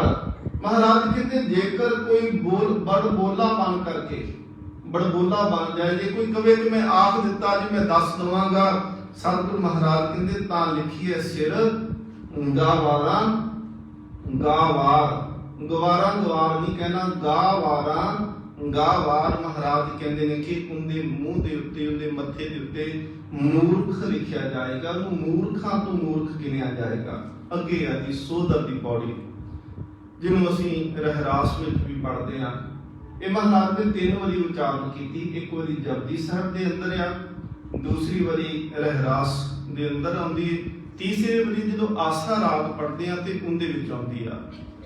ਤਿੰਨੋਂ ਪੌੜੀਆਂ ਤੁਸੀਂ ਪੜ੍ਹ ਕੇ ਦੇਖਿਓ, ਤਿੰਨਾਂ ਦੇ ਵਿੱਚ ਜਿਹੜੇ ਨੇ ਤਕਰੀਬਨ 50 ਤੋਂ ਉੱਤੇ ਜਿਹੜੇ ਨੇ ਉਹ ਛੋਟੇ ਜਿਹੜੇ ਵੱਖਰਾ ਉਚਾਰਨ ਹੈ, ਫਰਕ ਪਏਗਾ ਪੜ੍ਹਨ ਦੇ ਵਿੱਚ। ਹੁਣ ਜਦੋਂ ਅਸੀਂ ਸ਼ੁਰੂਆਤ ਕਰਦੇ ਹਾਂ ਸੋਦਰ, ਉਹਨੂੰ ਸੋਦਰ ਇਕੱਠਾ ਨਹੀਂ ਕਹਿਣਾ। ਰਹਿਰਾਸ ਕਰਦਿਆਂ ਵੀ ਸੋਦਰ ਇਕੱਠਾ ਨਹੀਂ ਪੜ੍ਹਨਾ। ਇਹਦਾ ਭਾਵ ਹੈ ਕਿ ਸੋ ਤੋਂ ਭਾਵ ਹੈ ਕਿ ਉਹ, ਸੋ ਦਰ ਕਿਹਾ, ਦਰ ਤੋਂ ਭਾਵ ਹੈ ਕਿ ਬੂਆ। ਸਤਿਗੁਰੂ ਮਹਾਰਾਜ ਕਹਿੰਦੇ ਨੇ ਉਹ ਬੂਆ ਕਿਵੇਂ ਦਾ ਹੈ। ਮਹਾਰਾਜ ਜੀ ਕਹਿੰਦੇ ਨੇ ਸੋ ਘਰ ਕਿਹਾ। ਪਹਿਲਾਂ ਦਰਵਾਜ਼ਾ, ਜਦੋਂ ਵੀ ਕੋਈ ਘਰ ਦੇ ਵਿੱਚ ਆਏਗਾ ਦਰਵਾਜ਼ਾ ਲੰਘੇਗਾ ਤੇ ਅੱਗੇ ਆਏਗਾ। ਜਿਹੜਾ ਦਰਵਾਜ਼ੇ ਤੱਕ ਨਹੀਂ ਪਹੁੰਚਿਆ ਉਹ ਘਰ ਤੱਕ ਨਹੀਂ ਪਹੁੰਚ ਸਕਦਾ। ਜੇ ਕੋਈ ਦਾਵਾ ਕਰੇ ਨਾ ਮੈਨੂੰ ਰੱਬ ਦਾ ਘਰ ਮਿਲ ਗਿਆ, ਉਹ ਝੂਠਾ ਦਾਵਾ ਹੋ ਸਕਦਾ। ਸਭ ਤੋਂ ਪਹਿਲਾਂ ਰੱਬ ਦਾ ਦਰ ਮਿਲਦਾ ਹੈ, ਜਿਹੜਾ ਅਸੀਂ ਗੁਰੂ ਦੁਆਰਾ ਕਹਿੰਦੇ ਆ, ਇਹਨੂੰ ਗੁਰਦੁਆਰਾ ਆਖਦੇ ਆ। ਗੁਰੂ ਦਾ ਦਰ ਹੈ, ਇਹ ਗੁਰੂ ਦਾ ਬੂਹਾ ਹੈ। ਜਿਹੜਾ ਬੂਹੇ ਤੱਕ ਨਹੀਂ ਆਇਆ ਉਹ ਘਰ ਤੱਕ ਕਿਵੇਂ ਪਹੁੰਚ ਜਾਏਗਾ। ਜਿਹਨੂੰ ਅਜੇ ਤੱਕ ਗੁਰਦੁਆਰੇ ਨਹੀਂ ਆਉਣਾ ਆਇਆ, ਜਾਂ ਜਿਹੜਾ ਗੁਰੂ ਕੀ ਸੰਗਤ ਵਿੱਚ ਹੀ ਨਹੀਂ ਆ ਕੇ ਬੈਠਿਆ, ਉਹ ਫਿਰ ਦਾਵਾ ਕਰਦੇ ਕਿ ਮੈਂ ਜੀ ਰੱਬ ਦਾ ਘਰ ਮੈਨੂੰ ਮਿਲ ਗਿਆ। ਮਹਾਰਾਜ ਕਹਿੰਦੇ ਐਵੇਂ ਝੂਠ ਬੋਲੀ ਜਾਂਦਾ ਜੀ, ਐਵੇਂ ਪਖੰਡ ਹੈ। ਮਹਾਰਾਜ ਕਹਿੰਦੇ ਸੋ ਦਰ ਕਿਹਾ ਸੋ ਘਰ ਕਿਹਾ, ਜਿਤ ਬਹਿ ਸਰਬ ਸੰਭਾਲੇ। ਸੰਭਾਲੇ ਤੋਂ ਭਾਵ ਹੁੰਦਾ ਹੈ ਕਿ ਵਡਿਆਈ ਕਰਦੇ ਨੇ, ਸੰਭਾਲ ਕਰਦੇ ਪਏ ਕਿ ਉਹ ਘਰ ਕਿਵੇਂ ਦਾ ਹੈ, ਉਹ ਦਰ ਕਿਵੇਂ ਦਾ ਹੈ ਤੇ ਉਹ ਘਰ ਕਿਵੇਂ ਦਾ ਹੈ, ਜਿੱਥੇ ਬੈਠ ਕੇ ਸਾਰੇ ਜਿਹੜੇ ਨੇ ਉਹ ਪਰਮਾਤਮਾ ਦੀ ਸਾਰੇ ਜੀਵਾਂ ਦੀ ਉਹ ਸੰਭਾਲ ਕਰਦਾ ਪਿਆ ਹੈ। ਵਾਜੇ ਹੁਣ ਉਹਨੇ ਪਹਿਲੋਂ ਮਹਾਰਾਜ ਨੇ ਕਿਹਾ ਉਹ ਘਰ ਕਿਵੇਂ ਦਾ ਤੇ ਉਹ ਬੂਹਾ ਕਿਵੇਂ ਦਾ। ਹੁਣ ਮਹਾਰਾਜ ਅੰਦਰ ਦੀ ਮਾਹੌਲ ਵਸਣ ਲੱਗੇ ਨੇ। ਦੇਖੋ ਗੁਰੂ ਨਾਨਕ ਦੇਵ ਮਹਾਰਾਜ ਤੇ ਅਸੀਂ ਬਿਲਕੁਲ ਸ਼ੱਕ ਨਹੀਂ ਕਰ ਸਕਦੇ ਕਿ ਮਹਾਰਾਜ ਨੇ ਐਵੇਂ ਲਿਖ ਦਿੱਤਾ। ਸੱਚੇ ਪਾਤਸ਼ਾਹ ਮਹਾਰਾਜ ਭਾਵੇਂ ਅਖੀਰ ਤੇ ਵੀ ਆਖ ਦੇਣ ਕਿ ਨਹੀਂ ਜੀ ਮੈਂ ਕੁਛ ਵੀ ਨਹੀਂ ਕਿਹਾ, ਕੁਦਰਤ ਕਮਨ ਕਹਾ ਵਿਚਾਰ ਕਹਿ ਦਿੱਤਾ ਮਹਾਰਾਜ ਨੇ, ਪਰ ਸੱਚ ਕਰਕੇ ਜਾਣੋ ਜਿਹੜਾ ਜੋ ਕੁਝ ਸਤਿਗੁਰ ਮਹਾਰਾਜ ਦੱਸਦੇ ਪਏ ਨੇ ਇਹ ਅਸਲ ਦੇ ਵਿੱਚ ਮਾਲਕ ਦੇ ਘਰ ਦੀ ਵਡਿਆਈ ਗੁਰੂ ਨਾਨਕ ਜੋ ਦੇਖਦੇ ਪਏ ਨੇ ਤੇ ਉਹੀ ਦੱਸਦੇ ਪਏ ਨੇ। ਜੋ ਗੁਰੂ ਨਾਨਕ ਨੇ ਦੇਖਿਆ ਮਹਾਰਾਜ ਨੇ ਉਹੀ ਲਿਖਿਆ ਹੈ। ਵਾਜੇ ਨਾਦ ਅਨੇਕ ਅਸੰਖਾ ਕੇਤੇ ਵਾਵਨ ਹਾਰੇ। ਮਹਾਰਾਜ ਕਹਿੰਦੇ ਨੇ ਕਿ ਉਸ ਰੱਬ ਦੇ ਘਰ ਦੇ ਵਿੱਚ ਅਨੇਕਾਂ ਨਾਦ ਤੋਂ ਭਾਵ ਹੈ ਕਿ ਅਨੇਕਾਂ ਸਾਜ਼ ਵੱਜਦੇ ਪਏ ਨੇ। ਸੱਚੇ ਪਾਤਸ਼ਾਹ ਮਹਾਰਾਜ ਕਹਿੰਦੇ ਨੇ ਇਕੱਲੇ ਸਾਜ਼ ਹੀ ਨਹੀਂ ਵੱਜਦੇ, ਅਸੰਖ ਜਿਹੜੇ ਨੇ ਅਸੰਖ ਵਾਜੇ ਨਾਦ ਅਨੇਕ ਅਸੰਖਾ ਕੇਤੇ ਵਾਵਨ ਹਾਰੇ। ਤੇ ਵਜਾਉਣ ਵਾਲੇ ਸਾਜ਼, ਹੁਣ ਸਾਜ਼ ਪਿਆ ਇੱਥੇ, ਤਬਲਾ ਪਿਆ ਹੈ, ਹਾਰਮੋਨੀਅਮ ਪਿਆ ਹੈ, ਆਪਣੇ ਆਪ ਥੋੜੀ ਵੱਜੇਗਾ, ਇਹਨੂੰ ਵਜਾਉਣ ਵਾਸਤੇ ਵਜੰਤਰੀ ਵੀ ਚਾਹੀਦਾ, ਸਾਜ਼ੀ ਚਾਹੀਦੇ ਨੇ। ਸਤਿਗੁਰ ਮਹਾਰਾਜ ਕਹਿੰਦੇ ਉਹਦੇ ਦਰ ਦੇ ਉੱਤੇ ਅਨੇਕਾਂ ਸਾਜ਼ ਵੱਜਦੇ ਪਏ ਨੇ ਤੇ ਉਹਨਾਂ ਸਾਜ਼ਾਂ ਨੂੰ ਵਜਾਉਣ ਵਾਲੇ ਵੀ ਅਨੇਕਾਂ ਜੀਵ ਨੇ ਵਾਵਨਹਾਰੇ। ਕੇਤੇ ਰਾਗ ਭਰੀ ਸਿਉ ਕਹੀਨ, ਰਸ ਪੜੋ ਕਹੀਏ, ਕੇਤੇ ਰਾਗ ਭਰੀ ਸਿਉ ਕਹੀਨ, ਕੇਤੇ ਗਾਵਨਹਾਰੇ। ਮਹਾਰਾਜ ਕਹਿੰਦੇ ਜਿਹੜੇ ਗਾਵਨਹਾਰੇ ਨੇ ਉਹ ਵੀ ਅਣਗਿਣਤ ਨੇ ਤੇ ਅਣਗਿਣਤ ਗਾਵਨਹਾਰੇ ਅਨੇਕਾਂ ਰਾਗਾਂ ਤੇ ਰਾਗਨੀਆਂ ਨੂੰ ਗਾਉਂਦੇ ਪਏ ਨੇ। ਥੋੜਾ ਜਿਹਾ ਸਮਝੋ ਟੇਕ ਕਰਕੇ ਕਿ ਰੱਬ ਦਾ ਘਰ ਇੱਥੇ ਅਸੀਂ ਕੀਰਤਨ ਕਰਦੇ ਆ ਤੇ ਇੱਥੇ ਰਾਗੀ ਸਿੰਘ 2-3 ਜਾਣੇ ਹੋਣਗੇ, 4-5 ਜਾਣੇ ਵੀ ਬੈਠ ਜਾਂਦੇ ਆ। ਸੱਚੇ ਪਾਤਸ਼ਾਹ ਮਹਾਰਾਜ ਕਹਿੰਦੇ ਪਰ हे ਅਕਾਲ ਪੁਰਖ ਤੇਰਾ ਘਰ ਕਿੰਨਾ ਵੱਡਾ ਹੈ, ਤੇਰੇ ਘਰ ਦੇ ਵਿੱਚ ਜਿਹੜਾ ਕੀਰਤੀ ਹੁੰਦੀ ਪਈ ਹੈ ਉਹ ਤੇਰੇ ਘਰ ਦੀ ਕੀਰਤੀ ਗਾਉਣ ਵਾਲੇ ਅਨੇਕਾਂ ਰਾਗਾਂ ਨੂੰ ਰਾਗਨੀਆਂ ਨੂੰ ਗਾਉਂਦੇ ਪਏ ਨੇ, ਅਨੇਕਾਂ ਉਹਨਾਂ ਦੇ ਕੋਲ ਸਾਜ਼ ਵਜਾਉਣ ਵਾਲੇ ਸਾਥੀ ਨੇ। ਤੇ ਮਹਾਰਾਜ ਕਹਿੰਦੇ ਕੌਣ ਕੌਣ ਗਾਉਂਦੇ ਨੇ? ਗਾਵੇ ਤੁਹਨੂੰ ਪੌਣ ਪਾਣੀ ਬੈ ਸੰਤਰ, ਗਾਵੇ ਰਾਜਾ ਧਰਮ ਦੁਆਰੇ। ਸੱਚੇ ਪਾਤਸ਼ਾਹ ਮਹਾਰਾਜ ਤੈਨੂੰ ਪੌਣ, ਗਾਵੇ ਤੁਹਨੂੰ ਪੌਣ ਹਵਾ, ਪਾਣੀ ਤੇ ਬੈਸੰਤਰ ਤੋਂ ਭਾਵ ਹੈ ਅੱਗ। ਸੱਚੇ ਪਾਤਸ਼ਾਹ ਮਹਾਰਾਜ ਦੇਖੋ ਇਹ ਤਿੰਨ ਸ਼ਕਤੀਆਂ ਜਿਹੜੀਆਂ ਨੇ ਨਾ, ਪਾਣੀ ਹੋ ਗਿਆ, ਹਵਾ ਹੋ ਗਈ, ਅੱਗ ਹੋ ਗਈ, ਇਹ ਵੀ ਤੈਨੂੰ ਗਾਉਂਦੀ ਪਈ ਹੈ। ਤੇ ਗਾਵੇ ਰਾਜਾ ਧਰਮ ਦੁਆਰੇ, ਧਰਮ ਰਾਜ ਵੀ ਤੇਰੇ ਬੂਹੇ ਦੇ ਅੱਗੇ ਬੈਠ ਕੇ, ਤੇਰੇ ਦੁਆਰੇ ਦੇ ਉੱਤੇ ਬੈਠ ਕੇ ਤੈਨੂੰ ਗਾਉਂਦਾ ਪਿਆ ਹੈ। ਅੱਗੇ ਮਹਾਰਾਜ ਆਖਦੇ ਨੇ ਗਾਵੇ ਚਿੱਤ ਗੁਪਤ ਲਿਖ ਜਾਣੈ, ਲਿਖ ਲਿਖ ਧਰਮ ਵਿਚਾਰੇ। ਮਹਾਰਾਜ ਕਹਿੰਦੇ ਨੇ ਇੱਕ ਤਾਂ ਪੁਰਾਣੀ ਮਿੱਥ ਤੁਰੀ ਆਉਂਦੀ ਹੈ ਕਿ ਸੱਜੇ ਤੇ ਖੱਬੇ ਮੋਢੇ ਤੇ ਨਾ ਇੱਕ ਚਿੱਤਰ ਬੈਠਾ ਹੈ ਤੇ ਇੱਕ ਗੁਪਤ ਬੈਠਾ ਹੈ। ਜਦੋਂ ਅਸੀਂ ਕੋਈ ਵੀ ਕੰਮ ਕਰਦੇ ਆ ਨਾ ਉਹ ਲਿਖ ਲੈਂਦੇ ਨੇ, ਉਸ ਵੇਲੇ ਲਿਖਿਆ ਬੰਦੇ ਨੇ ਹੁਣ ਆ ਕੀਤਾ। ਜਦੋਂ ਅਸੀਂ ਮਾੜਾ ਸੋਚਿਆ ਉਦੋਂ ਵੀ ਇਹਨਾਂ ਨੇ ਲਿਖ ਲਿਆ ਕਿ ਆਹ ਲਿਖ ਲਿਆ ਜੀ ਨੇ ਆਹ ਮਾੜਾ ਸੋਚਿਆ। ਜਦੋਂ ਮਾੜਾ ਤੱਕਿਆ ਉਦੋਂ ਵੀ ਲਿਖ ਲਿਆ ਉਹਨਾਂ ਨੇ ਕਿ ਨੇ ਇੱਥੇ ਇੰਨੇ ਵਜੇ ਇੰਨੇ ਟਾਈਮ ਤੇ ਮਾੜਾ ਤੱਕਿਆ। ਉਹ ਹਿਸਾਬ ਕਿਤਾਬ ਰੱਖਿਆ ਉਹਨਾਂ ਨੇ। ਸੱਚੇ ਪਾਤਸ਼ਾਹ ਮਹਾਰਾਜ ਕਹਿੰਦੇ ਨੇ ਕਿ ਚਿੱਤ ਗੁਪਤ, ਇੱਕ ਵਿਦਵਾਨ ਇਹਦਾ ਅਰਥ ਕਰਦੇ ਨੇ ਗੁਪਤ ਰੂਪ ਦੇ ਵਿੱਚ ਜਿਹੜਾ ਚਿੱਤ ਵਿੱਚ ਬੈਠਾ ਹੋਇਆ ਹੈ। ਇੱਕ ਤਾਂ ਚਿੱਤਰ ਗੁਪਤ ਕੀਤਾ ਅਰਥ ਹੁੰਦਾ, ਇੱਕ ਕਿਹਾ ਕਿ ਗੁਪਤ ਰੂਪ ਦੇ ਵਿੱਚ ਜਿਹੜਾ ਚਿੱਤ ਹੈ, ਚਿੱਤ ਤੋਂ ਭਾਵ ਉੱਥੇ ਪਰਮਾਤਮਾ ਹੈ ਕਿ ਪਰਮਾਤਮਾ ਸਾਡੇ ਹਰ ਇੱਕ ਦੇ ਅੰਦਰ ਬੈਠਾ ਹੈ ਨਾ।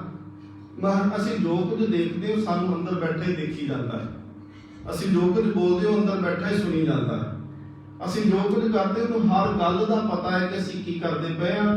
ਪਰਦੇ ਜਿਹੜੇ ਨੇ ਉਹ ਸੰਸਾਰ ਤੋਂ ਰੱਖੇ ਜਾਂਦੇ ਨੇ, ਕਰਤਾਰ ਤੋਂ ਕੋਈ ਪਰਦਾ ਨਹੀਂ ਰੱਖਿਆ ਜਾ ਸਕਦਾ। ਸੱਚੇ ਪਾਤਸ਼ਾਹ ਕਹਿੰਦੇ ਗਾਵੇ ਜਿਤ ਗੁਪਤ ਲਿਖ ਜਾਣੇ, ਲਿਖ ਲਿਖ ਧਰਮ ਵਿਚਾਰੇ, ਧਰਮ ਰਾਜ ਵੀ ਲਿਖ ਲਿਖ ਕੇ ਤੇਰੀਆਂ ਵਡਿਆਈਆਂ ਦੀ ਵਿਚਾਰ ਕਰਦਾ ਪਿਆ ਹੈ ਤੇ ਜਿਹੜੇ ਚੰਗੇ ਤੇ ਮੰਦੇ ਕਰਮਾਂ ਦਾ ਲੇਖਾ ਲਿਖਣ ਵਾਲੇ ਚਿੱਤਰ ਤੇ ਗੁਪਤ ਨੇ ਮਹਾਰਾਜ ਕਹਿੰਦੇ ਨੇ ਉਹ ਵੀ ਤੈਨੂੰ ਗਾਉਂਦੇ ਪਏ ਨੇ। ਗਾਵੇ ਈਸ਼ਰ ਬਰਮਾ ਦੇਵੀ ਸੋਹਣ ਸਦਾ ਸਵਾਰੇ। ਹੁਣ ਈਸ਼ਰ ਦੇ ਭਾਵ ਇੱਥੇ ਹੈ ਸ਼ਿਵ ਜੀ। ਈਸ਼ਰ ਤੇ ਬਰਮਾ, ਸ਼ਿਵ ਜੀ ਤੇ ਬ੍ਰਹਮਾ ਜਿਹੜੇ ਨੇ, ਹੁਣ ਦੇਖੋ ਮਹਾਰਾਜ ਨੇ ਬਾਰ-ਬਾਰ ਵਿਸ਼ਨੂੰ ਦਾ ਜ਼ਿਕਰ ਵੀ ਨਹੀਂ ਕੀਤਾ ਇੱਥੇ। ਅੱਗੇ ਜਾ ਕੇ ਮਹਾਰਾਜ ਕਹਿਣਗੇ ਕਿ ਏਕਾ ਮਾਈ ਜੁਗਤ ਵਿਆਹ ਤਿੰਨ ਚੇਲੇ ਪ੍ਰਵਾਨ। ਪਰ ਮਹਾਰਾਜ ਕਹਿੰਦੇ ਸੰਸਾਰ ਦੇ ਵਿੱਚ ਨਾ ਦੋ ਹੀ ਗੱਲਾਂ ਚੱਲਦੀਆਂ ਨੇ, ਇੱਕ ਤਾਂ ਜ਼ਿੰਦਗੀ ਮਿਲਣੀ ਕਿੱਥੋਂ ਆ ਤੇ ਇੱਕ ਜ਼ਿੰਦਗੀ ਖੋਣੀ ਕਿੰਨੇ ਆ। ਦੋ ਹੀ, ਇੱਕ ਮੌਤ ਹੈ ਤੇ ਇੱਕ ਜਨਮ ਆ। ਮਹਾਰਾਜ ਕਹਿੰਦੇ ਨੇ ਸ਼ਿਵ ਈਸ਼ਰ ਜਿਹੜਾ, ਸ਼ਿਵ ਜੀ ਜਿਹੜਾ ਹੈ, ਬਰਮਾ ਜਿਹੜਾ ਹੈ, ਦੇਵੀਆਂ ਜਿਹੜੀਆਂ ਨੇ ਉਹ ਵੀ ਤੇਰੇ ਦਰ ਦੇ ਉੱਤੇ ਤੈਨੂੰ ਗਾਉਂਦੇ ਪਏ ਨੇ। ਸੋਹਣ ਸਦਾ ਸਵਾਰੇ, ਉਹ ਤੇਰੇ ਦਰ ਦੇ ਉੱਤੇ ਤੈਨੂੰ ਗਾ ਕਰਕੇ ਤੇਰੀ ਸ਼ੋਭਾ ਲੈਂਦੇ ਪਏ ਨੇ। ਗਾਵੇ ਇੰਦਰ ਇੰਦਾਸਨ ਬੈਠੇ ਦੇਵਤਿਆਂ ਅੰਦਰ ਨਾਲੇ। ਮਹਾਰਾਜ ਕਹਿੰਦੇ ਇੰਦਰ ਆਪਣੇ ਦੇਵਤਿਆਂ ਦੇ ਨਾਲ ਬੈਠ ਕਰਕੇ ਆਪਣੇ ਸਿੰਘਾਸਨ ਉੱਤੇ ਬੈਠਾ ਹੈ। ਇੰਦਰ ਇੰਦਾਸਨ ਬੈਠੇ ਦੇਵਤਿਆਂ ਦਾ ਨਾਲੇ ਤੇ ਇੰਦਰ ਦੀ ਸਭਾ ਦੇ ਜਿੰਨੇ ਦੇਵਤੇ ਨੇ ਉਹ ਵੀ ਤੈਨੂੰ ਗਾਉਂਦੇ ਪਏ ਨੇ। ਤੁਸੀਂ ਜੇਕਰ ਆਪਣੇ ਮਨ ਦੇ ਵਿੱਚ ਇੱਕ ਖਿਆਲ ਵੀ ਬਣਾ ਲਓ ਨਾ ਤੇ ਇੱਕ ਵੱਖਰਾ ਜਿਹਾ ਆਨੰਦ ਉਸਦਾ ਹੋਵੇਗਾ ਕਿ ਰੱਬ ਦਾ ਘਰ ਕਿੰਨਾ ਵੱਡਾ ਹੋਵੇਗਾ ਜੀ, ਜਿੱਥੇ ਇੰਦਰ ਉਹਦੇ ਨਾਲ ਦੇ ਦੇਵਤੇ ਬ੍ਰਹਮਾ ਸ਼ਿਵ ਜੀ ਵਰਗੇ ਰਾਗ ਰਤਨ ਗਾਉਣ ਵਾਲੇ ਸੁਰ ਨਾਲ ਕਿੰਨੇ ਜਾਣੇ ਨੇ ਜਿਹੜੇ ਉੱਥੇ ਬੈਠ ਕੇ ਪ੍ਰਮਾਤਮਾ ਦੀ ਵਡਿਆਈ ਕਰਦੇ ਹੋਣਗੇ। ਗਾਵੇ ਸਿੱਧ ਸਮਾਧੀ ਅੰਦਰ ਗਾਵਨ ਸਾਧ ਵਿਚਾਰੇ। ਮਹਾਰਾਜ ਕਹਿੰਦੇ ਨੇ ਕੱਲਾ ਉੱਥੇ ਹੀ ਨਹੀਂ, ਇਸ ਜਹਾਨ ਸੰਸਾਰ ਦੇ ਵਿੱਚ ਜਿਹੜੇ ਸਿੱਧ ਨੇ ਉਹ ਸਮਾਧੀਆਂ ਲਾ ਕਰਕੇ ਤੈਨੂੰ ਗਾਉਂਦੇ ਨੇ। ਗਾਵਨ ਸਾਧ ਵਿਚਾਰੇ, ਤੇ ਜਿਹੜੇ ਸਾਧ ਜਨ ਨੇ ਉਹ ਤੇਰੇ ਗੁਣਾਂ ਦੀ ਵਿਚਾਰ ਕਰਕੇ ਤੇਰੀ ਸਿਫਤ ਸਲਾਹ ਨੂੰ ਕਰ ਕਰਕੇ ਬਿਆਨ ਕਰ ਕਰਕੇ ਸੱਚੇ ਪਾਤਸ਼ਾਹ ਮਹਾਰਾਜ ਕਹਿੰਦੇ ਨੇ ਉਹ ਵੀ ਗਾਉਂਦੇ ਨੇ। ਗਾਵਨ ਜਤੀ ਸਤੀ ਸੰਤੋਖੀ ਗਾਵੇ ਵੀਰ ਕਰਾਰੇ। ਜਤੀ ਤੋਂ ਭਾਵ ਹੈ ਜਿਹਨੇ ਜਤ ਧਾਰਨ ਕਰ ਲਿਆ।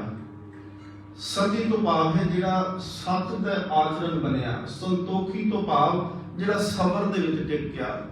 ਵੀਰ ਕਰਾਰੇ ਤੋਂ ਭਾਵ ਹੈ ਕਿ ਜਿਹੜੇ ਬਹੁਤ ਤਕੜੇ ਸੂਰਮੇ ਸੀ। ਮਹਾਰਾਜ ਕਹਿੰਦੇ ਨੇ ਇਹ ਵੀ ਸਾਰੇ ਤੈਨੂੰ ਗਾਉਂਦੇ ਪਏ ਨੇ। ਗਾਵਨ ਪੰਡਤ ਪੜਨ ਰਾਖੀਸਰ ਜੁਗ ਜੁਗ ਵੇਦਾਂ ਨਾਲੇ। ਮਹਾਰਾਜ ਕਹਿੰਦੇ ਨੇ ਪੰਡਤ ਵਿਦਵਾਨ ਜਿਹੜੇ ਨੇ ਰਖੀਸਰ ਤੋਂ ਭਾਵ ਹੈ ਕਿ ਰਿਖੀ ਮੁਨੀ ਜਿਹੜੇ ਨੇ ਮਹਾਰਿਖੀ ਵਰਗੇ ਜੁਗ ਜੁਗ ਵੇਦਾਂ ਨਾਲੇ। ਮਹਾਰਾਜ ਸੱਚੇ ਪਾਤਸ਼ਾਹ ਕਹਿੰਦੇ ਨੇ ਵੇਦਾਂ ਨੂੰ ਪੜ੍ਹਦੇ ਨੇ, ਵੇਦਾਂ ਨੂੰ ਸੁਣਦੇ ਨੇ, ਵੇਦਾਂ ਨੂੰ ਗਾਉਂਦੇ ਨੇ, ਉਹ ਵੀ ਤੈਨੂੰ ਗਾਈ ਜਾ ਰਹੇ ਨੇ। ਪੰਡਤ ਤੇ ਰਿਸ਼ੀ ਮੁਨੀ ਵੀ ਤੈਨੂੰ ਗਾਉਂਦੇ ਪਏ ਨੇ। ਗਾਵੇ ਮੋਹਨੀਆਂ ਮਨ ਮੋਹਨ ਸੁਰਗਾ ਮਕਸ ਪਿਆਲੇ। ਸੱਚੇ ਪਾਤਸ਼ਾਹ ਕਹਿੰਦੇ ਨੇ ਕਿ ਜਿਹੜੀਆਂ ਮੋਹਨੀਆਂ ਜਿਨ੍ਹਾਂ ਦਾ ਰੂਪ ਅਤ ਸੋਹਣਾ ਹੈ, ਮਹਾਰਾਜ ਕਹਿੰਦੇ ਉਹ ਅਤ ਸੁੰਦਰ ਮੋਹਨੀਆਂ ਜਿਹੜਾ ਮਨ ਨੂੰ ਮੋਹਨ ਵਾਲੀਆਂ ਨੇ ਉਹ ਵੀ ਗਾਉਂਦੀਆਂ ਪਈਆਂ ਨੇ। ਸੁਰਗ ਮਛ ਪਿਆਲੇ, ਤੇ ਮਹਾਰਾਜ ਕਹਿੰਦੇ ਸਵਰਗ ਦੇ ਵਿੱਚ ਰਹਿਣ ਵਾਲੇ, ਮਛ ਧਰਤੀ ਦੇ ਵਿੱਚ ਰਹਿਣ ਵਾਲੇ, ਤੇ ਪਿਆਲੇ ਇਸ ਧਰਤੀ ਤੋਂ ਥੱਲੇ ਰਹਿਣ ਵਾਲੇ, ਪਤਾਲ ਦੇ ਵਿੱਚ ਰਹਿਣ ਵਾਲੇ। ਮਹਾਰਾਜ ਕਹਿੰਦੇ ਨੇ ਇਹ ਵੀ ਤੈਨੂੰ ਗਾਉਂਦੇ ਪਏ ਨੇ। ਗਾਵਨ ਰਤਨ ਉਪਾਏ ਤੇਰੇ 68 ਤੀਰਥ ਨਾਲੇ। ਤੇ ਇਹ ਨਿਰੰਕਾਰ ਤੇਰੇ ਪੈਦਾ ਕੀਤੇ ਹੋਏ ਰਤਨ 68 ਤੀਰਥ। ਮਹਾਰਾਜ ਕਹਿੰਦੇ ਨੇ 68 ਤੋਂ ਭਾਵ ਹੈ ਕਿ 68 ਤੀਰਥ ਜਿਹੜੇ ਨੇ ਉਹ ਵੀ ਤੈਨੂੰ ਗਾਉਂਦੇ ਪਏ ਨੇ। ਗਾਵੇ ਜੋਧ ਮਹਾਬਲ ਸੂਰਾ, ਗਾਵੇ ਖਾਣੀ ਚਾਰੇ। ਚਾਰ ਖਾਣੀਆਂ ਅੰਡਜ ਚੇਦਜ ਸੀਤਲ ਤੇ ਕੁਤਪੁਜ। ਜੋਧੇ ਮਹਾਬਲੀ ਤੇ ਸੂਰਮੇ, ਇਹ ਤਿੰਨੋਂ ਦੀਆਂ ਵੱਖੋ ਵੱਖਰੀਆਂ ਜਿਹੜੀਆਂ ਨੇ ਅਵਸਥਾ ਹੁੰਦੀ ਹੈ। ਸੂਰਮਾ ਕੱਲੇ ਨਾਲ ਕੱਲਾ ਲੜਿਆ, ਮਹਾਬਲੀ ਕੱਲਾ ਸੈਂਕੜਿਆਂ ਨਾਲ ਲੜਿਆ, ਤੇ ਜੋਧਾ ਉਹਨੂੰ ਕਹਿੰਦੇ ਨੇ ਕਿ ਜਿਹੜਾ ਲੱਖਾਂ ਦੀ ਗਿਣਤੀ ਵਿੱਚ ਜਾ ਕੇ ਲੜੇ। ਸਤਿਗੁਰੂ ਮਹਾਰਾਜ ਕਹਿੰਦੇ ਨੇ ਉਹ ਵੀ ਤੇਰੀ ਸਿਫਤ ਸਲਾਹ ਕਰਦੇ ਨੇ। ਗਾਵੇ ਖਾਣੀ ਚਾਰੇ, ਤੇ ਚਾਰੇ ਖਾਣੀਆਂ ਵਿੱਚ ਜੀਵ ਜਿਹੜੇ ਆਂਡੇ ਤੋਂ ਪੈਦਾ ਹੋਏ, ਜਿਹੜੇ ਜ਼ੇਲ ਤੋਂ ਪੈਦਾ ਹੋਏ, ਜਿਹੜੇ ਧਰਤੀ ਵਿੱਚੋਂ ਪੈਦਾ ਹੋਏ, ਜਾਂ ਜਿਹੜੇ ਪਸੀਨੇ ਵਿੱਚੋਂ ਪੈਦਾ ਹੋਏ, ਚਾਰੇ ਖਾਣੀਆਂ। ਇਹ ਚਾਰੇ ਖਾਣੀਆਂ ਤੋਂ ਭਾਵ ਸੀ ਕਿ ਜਿੰਨੇ ਜੀਵ ਜੰਤ ਪਸ਼ੂ ਪੰਛੀ ਮਨੁੱਖ ਨੇ ਇਹ ਸਾਰੇ ਹੀ ਤੈਨੂੰ ਗਾਉਂਦੇ ਪਏ ਨੇ। ਗਾਵੇ ਖੰਡ ਮੰਡਲ ਵਰ ਭੰਡਾ ਕਰ ਕਰ ਰੱਖੇ ਧਾਰੇ। ਸਤਿਗੁਰ ਮਹਾਰਾਜ ਕਹਿੰਦੇ ਇਸ ਸਾਰੀ ਸ੍ਰਿਸ਼ਟੀ ਦਾ ਜਿਹੜਾ ਖੰਡ ਤੋਂ ਭਾਵ ਹੈ ਕਿ ਸਾਰੀ ਸ੍ਰਿਸ਼ਟੀ, ਇਸ ਚੱਕਰ ਜਿਹੜਾ ਪੈਦਾ ਹੁੰਦੇ ਸੱਚੇ ਪਾਤਸ਼ਾਹ ਕਹਿੰਦੇ ਸਾਰੀ ਸ੍ਰਿਸ਼ਟੀ ਗਾਉਂਦੀ ਪਈ ਹੈ, ਸ੍ਰਿਸ਼ਟੀ ਦੇ ਸਾਰੇ ਖੰਡ 9 ਖੰਡ ਪ੍ਰਿਥਵੀ ਹੈ। ਮਹਾਰਾਜ ਕਹਿੰਦੇ ਨੇ ਖੰਡ ਗਾਉਂਦੇ ਪਏ ਨੇ। ਫਿਰ ਮਹਾਰਾਜ ਕਹਿੰਦੇ ਨੇ ਮੰਡਲ, ਇਹ ਮੰਡਲ ਤੋਂ ਭਾਵ ਹੈ ਕਿ ਇਹ ਸਾਰੀ ਗੈਲੈਕਸੀ ਵਰ ਭੰਡਾ। ਸੱਚੇ ਪਾਤਸ਼ਾਹ ਕਹਿੰਦੇ ਨੇ ਕਿ ਤੈਨੂੰ ਸਾਰੇ ਹੀ ਗਾਈ ਜਾ ਰਹੇ ਨੇ, ਇੱਕ ਦੂਸਰੇ ਦੇ ਦੁਆਲੇ ਚੱਕਰ ਲਾਉਂਦੇ ਪਏ ਨੇ, ਤੇ ਇਹ ਚੱਕਰ ਲਾਉਂਦੇ ਇੱਕ ਦੂਜੇ ਦੇ ਦੁਆਲੇ ਘੁੰਮਦੇ ਹੋਏ ਇਹ ਵੀ ਤੈਨੂੰ ਗਾਉਂਦੇ ਪਏ ਨੇ। ਸਹੀ ਤੁਧ ਨੂੰ ਗਾਵੇ ਜੋ ਤੁਧ ਭਾਵਨ ਰਤੇ ਤੇਰੇ ਭਗਤ ਰਸਾਲੇ। ਮਹਾਰਾਜ ਕਹਿੰਦੇ ਨੇ ਉਹੀ ਤੈਨੂੰ ਗਾਉਂਦੇ ਨੇ ਜਿਹੜੇ ਤੇਰੇ ਪ੍ਰੇਮ ਦੇ ਵਿੱਚ ਰੰਗੇ ਹੋਏ ਨੇ। ਸਹੀ ਤੁਧ ਨੂੰ ਗਾਵੇ ਜੋ ਤੁਧ ਭਾਵਨ, ਉਹੀ ਤੈਨੂੰ ਗਾਉਂਦੇ ਨੇ ਜਿਹੜੇ ਤੈਨੂੰ ਚੰਗੇ ਲੱਗਦੇ ਪਏ ਨੇ। ਇੱਕ ਗੱਲ ਇਹ ਸਪਸ਼ਟ ਹੈ ਕਿ ਪਰਮਾਤਮਾ ਨੂੰ ਆਪਣੀ ਮਰਜ਼ੀ ਨਾਲ ਕੋਈ ਗਾ ਵੀ ਨਹੀਂ ਸਕਦਾ। ਇੱਕ ਗਾਥਾ ਕਿਸੇ ਨੇ ਲਿਖੀ, ਕਹਿੰਦੇ ਕੋਈ ਨਾ ਰੋਜ਼ ਅੱਲਾ ਅੱਲਾ ਜਪਿਆ ਕਰੇ, ਤੇ ਜਦੋਂ ਰੋਜ਼ ਅੱਲਾ ਅੱਲਾ ਜਪੇ ਇੱਕ ਦਿਨ ਉਹਨੇ ਜਪਣਾ ਛੱਡ ਦਿੱਤਾ। ਕਹਿੰਦਾ ਨਹੀਂ ਅੱਗੋਂ ਆਵਾਜ਼ ਤੇ ਕੋਈ ਆਉਂਦੀ ਨਹੀਂ, ਪਤਾ ਨਹੀਂ ਖੁਦਾ ਨੂੰ ਇਹ ਚੰਗਾ ਵੀ ਲੱਗਦਾ ਹੈ ਕਿ ਨਹੀਂ ਲੱਗਦਾ। ਉਹ ਕਹਿੰਦਾ ਮੈਂ ਵੀ ਹੁਣ ਜਪਿਆ ਕਰਨਾ। ਅਗਲੇ ਦਿਨ ਖੁਦਾ ਦੇ ਵੱਲੋਂ ਉਹਦੇ ਕੰਨਾਂ 'ਚ ਆਵਾਜ਼ ਪਈ। ਉਹ ਕਹਿੰਦਾ ਤੂੰ ਅੱਜ ਜਪਿਆ ਕਿਉਂ ਨਹੀਂ, ਮੇਰਾ ਨਾਮ ਕਿਉਂ ਨਹੀਂ ਲਿਆ? ਉਹ ਕਹਿੰਦਾ ਮੈਂ ਇਸ ਕਰਕੇ ਨਹੀਂ ਲਿਆ ਕਿ ਮੈਂ ਰੋਜ਼ ਅੱਲਾ ਅੱਲਾ ਆਖਦਾ ਆ, ਅੱਗੋਂ ਜਵਾਬ ਕੋਈ ਨਹੀਂ ਆਉਂਦਾ, ਸ਼ਾਇਦ ਤੁਹਾਨੂੰ ਚੰਗਾ ਨਹੀਂ ਲੱਗਦਾ ਹੋਵੇਗਾ। ਖੁਦਾ ਨੇ ਅੱਗੋਂ ਆਖਿਆ ਸੀ, ਕਹਿੰਦੇ ਜੇ ਮੈਨੂੰ ਚੰਗਾ ਨਾ ਲੱਗਦਾ ਹੁੰਦਾ ਤੇ ਮੈਂ ਤੈਨੂੰ ਇੱਕ ਵਾਰੀ ਵੀ ਨਹੀਂ ਸੀ ਕਹਿਣ ਦੇਣਾ। ਮੈਨੂੰ ਚੰਗਾ ਲੱਗਦਾ ਸੀ, ਤੂੰ ਬਾਰ-ਬਾਰ ਬੋਲਦਾ ਸੀ, ਮੈਨੂੰ ਚੰਗਾ ਲੱਗਿਆ ਤੂੰ ਤਾਂ ਬੋਲ ਸਕਿਆ। ਖੁਦਾ ਦੀ ਮਰਜ਼ੀ ਤੋਂ ਬਗੈਰ ਤੇ ਕੋਈ ਇੱਕ ਵਾਰੀ ਛੱਡ ਕੇ ਦੂਜੀ ਵਾਰੀ ਕਹਿਣਾ ਤੇ ਦੂਰ ਦੀ ਗੱਲ, ਕੋਈ ਇੱਕ ਵਾਰੀ ਵੀ ਨਹੀਂ ਆਖ ਸਕਦਾ। ਇਹ ਖੁਦਾ ਦੀ ਮਰਜ਼ੀ ਹੈ, ਇਹ ਰੱਬ ਦੀ ਮਰਜ਼ੀ ਆ। ਜੇ ਤੁਸੀਂ ਸਹਿਜ ਪਾਠ ਕਰਦੇ ਹੋ, ਤੁਸੀਂ ਜਪਜੀ ਸਾਹਿਬ ਪੜ੍ਹਦੇ ਹੋ ਨਾ, ਇਹ ਉਹਨੂੰ ਚੰਗਾ ਲੱਗਦਾ ਤੁਸੀਂ ਤਾਂ ਪੜ੍ਹ ਸਕਦੇ ਹੋ। ਜੇ ਉਹਨੂੰ ਨਾ ਚੰਗਾ ਲੱਗੇ ਤੇ ਉਹ ਇੱਕ ਪੰਕਤੀ ਵੀ ਨਾ ਪੜ੍ਹਨ ਦੇਵੇ। ਮਹਾਰਾਜ ਕਹਿੰਦੇ ਸਹੀ ਤੁਧ ਨੂੰ ਗਾਵੇ ਜੋ ਤੁਧ ਭਾਵਨ ਰਤੇ ਤੇਰੇ ਭਗਤ ਰਸਾਲੇ। ਮਹਾਰਾਜ ਕਹਿੰਦੇ ਤੇਰੇ ਪ੍ਰੇਮ ਦੇ ਰੰਗ ਦੇ ਵਿੱਚ ਰੰਗੇ ਹੋਏ ਤੇਰੇ ਭਗਤ ਤੇਰੇ ਨਾਮ ਨੂੰ ਜਪ ਜਪ ਕੇ ਗਾ ਗਾ ਕੇ ਤੇਰੇ ਨਾਮ ਦਾ ਰਸ ਲੈਂਦੇ ਨੇ। ਹੋਰ ਕੀਤੇ ਗਾਉਣ। ਵੇਖੋ ਮਹਾਰਾਜ ਸਾਰਾ ਕੁਝ ਬਿਆਨ ਕਰ ਆਏ, ਨਾ ਕੋਈ ਖੰਡ ਛੱਡਿਆ, ਨਾ ਮੰਡਲ ਛੱਡਿਆ, ਨਾ ਦੇਵਤਾ ਛੱਡਿਆ, ਨਾ ਦਾਨਵ ਛੱਡਿਆ, ਨਾ ਰਾਗ ਰਤਨ, ਕੁਝ ਵੀ ਨਹੀਂ ਛੱਡਿਆ ਮਹਾਰਾਜ ਨੇ। ਮਹਾਰਾਜ ਕਹਿੰਦੇ ਹੋਰ ਕੀਤੇ ਗਾਉਣ ਸੇ ਮੈਂ ਜਿਤਨਾ। ਮਹਾਰਾਜ ਦੀ ਨਿਰਮਾਨਤਾ ਹੈ ਇਹ। ਮਹਾਰਾਜ ਕਹਿੰਦੇ ਹੋਰ ਵੀ ਪਤਾ ਨਹੀਂ ਕਿੰਨੇ ਤੈਨੂੰ ਗਾਉਂਦੇ ਪਏ ਨੇ ਜਿਹੜੇ ਮੇਰੇ ਚਿੱਤ ਵਿੱਚ ਨੇ। ਨਾਨਕ ਕਿਆ ਵਿਚਾਰੇ, ਮੈਂ ਵਿਚਾਰਾ ਕੀ ਦੱਸਾਂ, ਮੈਂ ਵਿਚਾਰਾ ਕੀ ਵਿਚਾਰ ਕਰਾਂ ਕਿ ਤੈਨੂੰ ਕੌਣ ਕੌਣ ਗਾਉਂਦਾ ਪਿਆ ਹੈ। ਸੋਈ ਸੋਈ ਸਦਾ ਸਤ ਸਾਹਿਬ ਸਾਚਾ ਸਾਚੀ ਨਾਈ। ਕਿ ਉਹ ਪਰਮਾਤਮਾ ਜਿਹੜਾ ਹੈ ਉਹ ਸੱਚਾ ਹੈ, ਮਾਲਕ ਹੈ, ਅਟਲ ਹੈ, ਸਦੀਵੀ ਰਹਿਣ ਵਾਲਾ ਹੈ। ਤੇ ਸੱਚੇ ਪਾਤਸ਼ਾਹ ਮਹਾਰਾਜ ਕਹਿੰਦੇ ਉਹਦੀ ਵਡਿਆਈ ਵੀ ਅਟਲ ਹੈ। ਜਿਹੜਾ ਅਟਲ ਨੂੰ ਗਾਉਂਦਾ ਹੈ ਮਹਾਰਾਜ ਕਹਿੰਦੇ ਉਹਨੂੰ ਵੀ ਅਟਲ ਬਣਾ ਦਿੰਦਾ ਹੈ। ਵੀ ਹੋਸੀ ਜਾਏ ਨਾ ਜਾਸੀ ਰਚਨਾ ਜਿਨ ਰਚਾਈ ਹੈ ਵੀ ਹੋਸੀ। ਮਹਾਰਾਜ ਕਹਿੰਦੇ ਉਹ ਹੈ ਤੇ ਹੋਸੀ ਤੋਂ ਭਾਵ ਹੈ ਕਿ ਉਹ ਕੱਲ ਨੂੰ ਵੀ ਹੋਏਗਾ। ਅਸੀਂ ਅੱਜ ਹਾਂ, ਕੱਲ ਨੂੰ ਨਹੀਂ ਹੋਵਾਂਗੇ। ਪਰ ਸਤਿਗੁਰੂ ਮਹਾਰਾਜ ਕਹਿੰਦੇ ਪ੍ਰਮਾਤਮਾ ਤੂੰ ਅੱਜ ਹੈ, ਕੱਲ ਵੀ ਹੋਵੇਗਾ। ਰਚਨਾ ਜਿਨ ਰਚਾਈ, ਜਿਹਨੇ ਇਹ ਸਾਰੀ ਰਚਨਾ ਪੈਦਾ ਕੀਤੀ, ਰੰਗੀ ਰੰਗੀ ਭਾਂਤੀ ਕਰ ਕਰ ਜਿਨਸੀ ਮਾਇਆ ਜਿਹਨੂੰ ਪਾਈ। ਪ੍ਰਮਾਤਮਾ ਨੇ ਅਨੇਕਾਂ ਤਰ੍ਹਾਂ ਦੇ ਜੀਵ ਜੰਤ ਪੈਦਾ ਕੀਤੇ ਤੇ ਮਹਾਰਾਜ ਕਹਿੰਦੇ ਮਾਇਆ ਜਿਹਨੂੰ ਪਾਈ ਤੇ ਮਾਇਆ ਦੇ ਰਾਹੀਂ ਮਹਾਰਾਜ ਨੇ ਕਹਿੰਦੇ ਇਹ ਰਚ ਦਿੱਤਾ ਹੈ। ਕਰ ਕਰ ਵੇਖੈ ਕੀਤਾ ਆਪਣਾ, ਇੱਥੇ ਆਪਣਾ ਨਹੀਂ, ਐੜੇ ਨੂੰ ਕੰਨਾ ਲੱਗਿਆ ਜੀ। ਕਰ ਕਰ ਵੇਖੈ ਕੀਤਾ ਆਪਣਾ ਜਿਵ ਤਿਸ ਦੀ ਵਡਿਆਈ। ਮਹਾਰਾਜ ਕਹਿੰਦੇ ਜਿਵੇਂ ਉਹਨੂੰ ਚੰਗਾ ਲੱਗਦਾ ਹੈ ਉਹ ਜੀਵਾਂ ਦੀ ਸੰਭਾਲ ਕਰਦਾ ਪਿਆ ਹੈ, ਉਹ ਆਪ ਕਰ ਕਰਕੇ ਵੇਖਦਾ ਬਣਾਉਂਦਾ ਪਿਆ ਹੈ ਤੇ ਆਪ ਹੀ ਉਹ ਸਾਰਾ ਕੁਝ ਦੇਖਦਾ ਹੈ। ਜੋ ਤਿਸ ਭਾਵੇ ਸੋਈ ਕਰਸੀ ਹੁਕਮ ਨਾ ਕਰਨਾ ਜਾਈ। ਮਹਾਰਾਜ ਕਹਿੰਦੇ ਜੋ ਉਹਨੂੰ ਚੰਗਾ ਲੱਗਦਾ ਹੈ ਉਹੀ ਹੁੰਦਾ ਪਿਆ ਹੈ, ਉਹਦੇ ਉੱਤੇ ਕਿਸੇ ਦਾ ਹੁਕਮ ਨਹੀਂ। ਮਹਾਰਾਜ ਕਹਿੰਦੇ ਸੋ ਪਾਤਸ਼ਾਹ ਹੋ ਸ਼ਾਹਾਂ ਪਾਤ ਸਾਹਿਬ ਨਾਨਕ ਰਹਿਣ ਰਜਾਈ। ਅਕਾਲ ਪੁਰਖ ਜਿਹੜਾ ਹੈ ਉਹ ਪਾਤਸ਼ਾਹਾਂ ਦਾ ਪਾਤਸ਼ਾਹ ਹੈ। ਤੇ ਸੱਚੇ ਪਾਤਸ਼ਾਹ ਮਹਾਰਾਜ ਕਹਿੰਦੇ ਮੈਂ ਨਾਨਕ ਉਸ ਅਕਾਲ ਪੁਰਖ ਦੀ ਸ਼ਰਨ ਵਿੱਚ ਹਾਂ। ਇਸ ਤੋਂ ਅੱਗੇ ਵਿਸ਼ਾ ਫਿਰ ਬਦਲਦਾ ਹੈ। ਜਿਵੇਂ ਮਹਾਰਾਜ ਜੀ ਨੇ ਜੋਗੀਆਂ ਨੂੰ ਪੰਡਤ ਨੂੰ ਆਖਿਆ ਸੀ ਜਿੱਦਣ ਉਹ ਜਨੇਊ ਪਾਉਣ ਵਾਸਤੇ ਆਇਆ ਸੀ।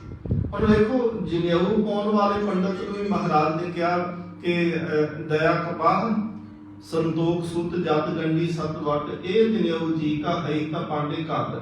नाम भाषा चेंज हो सकती है पर धर्म के जिहड़े गुण ने वो कभी नहीं बदलते।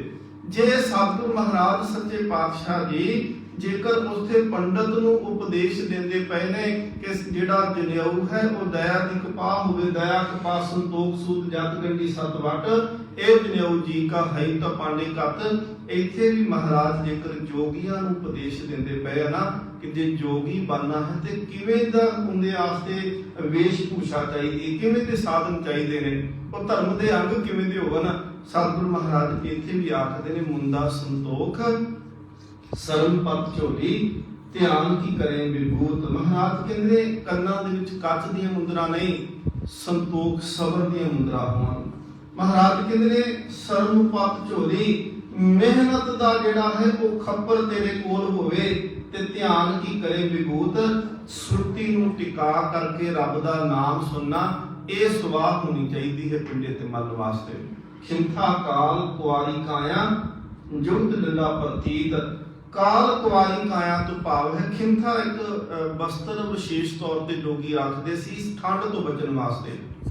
सतगुरु महाराज कहते वो ठंड तो बचन वाला जिहड़ा वस्त्र है ना जोगियां दे कोल उनदी थां ते काल कुआरी काया के रब दे घर दे विच जाना है ते आ जिहड़ा शरीर है इंदे नाल मैं विकार ना कमावा, ये विकारां दी ठंड तो बच सके भाव के तेरी काया बिल्कुल पवित्र रह सके।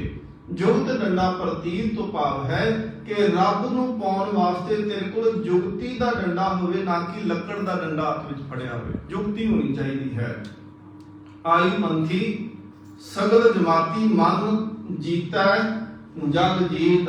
महाराज उथे आई जिहड़ा है वो जोगियां दा एक पंथ आ ते महाराज कहंदे ने मैनू आखिया सी ये सगल जमाती इकट्ठे हो करके आए, इन्हां ने कहा सी साडी जमात विच शामिल हो जाओ ते सतगुरु महाराज पातशाह कहंदे ने उहदे नाल की होवेगा।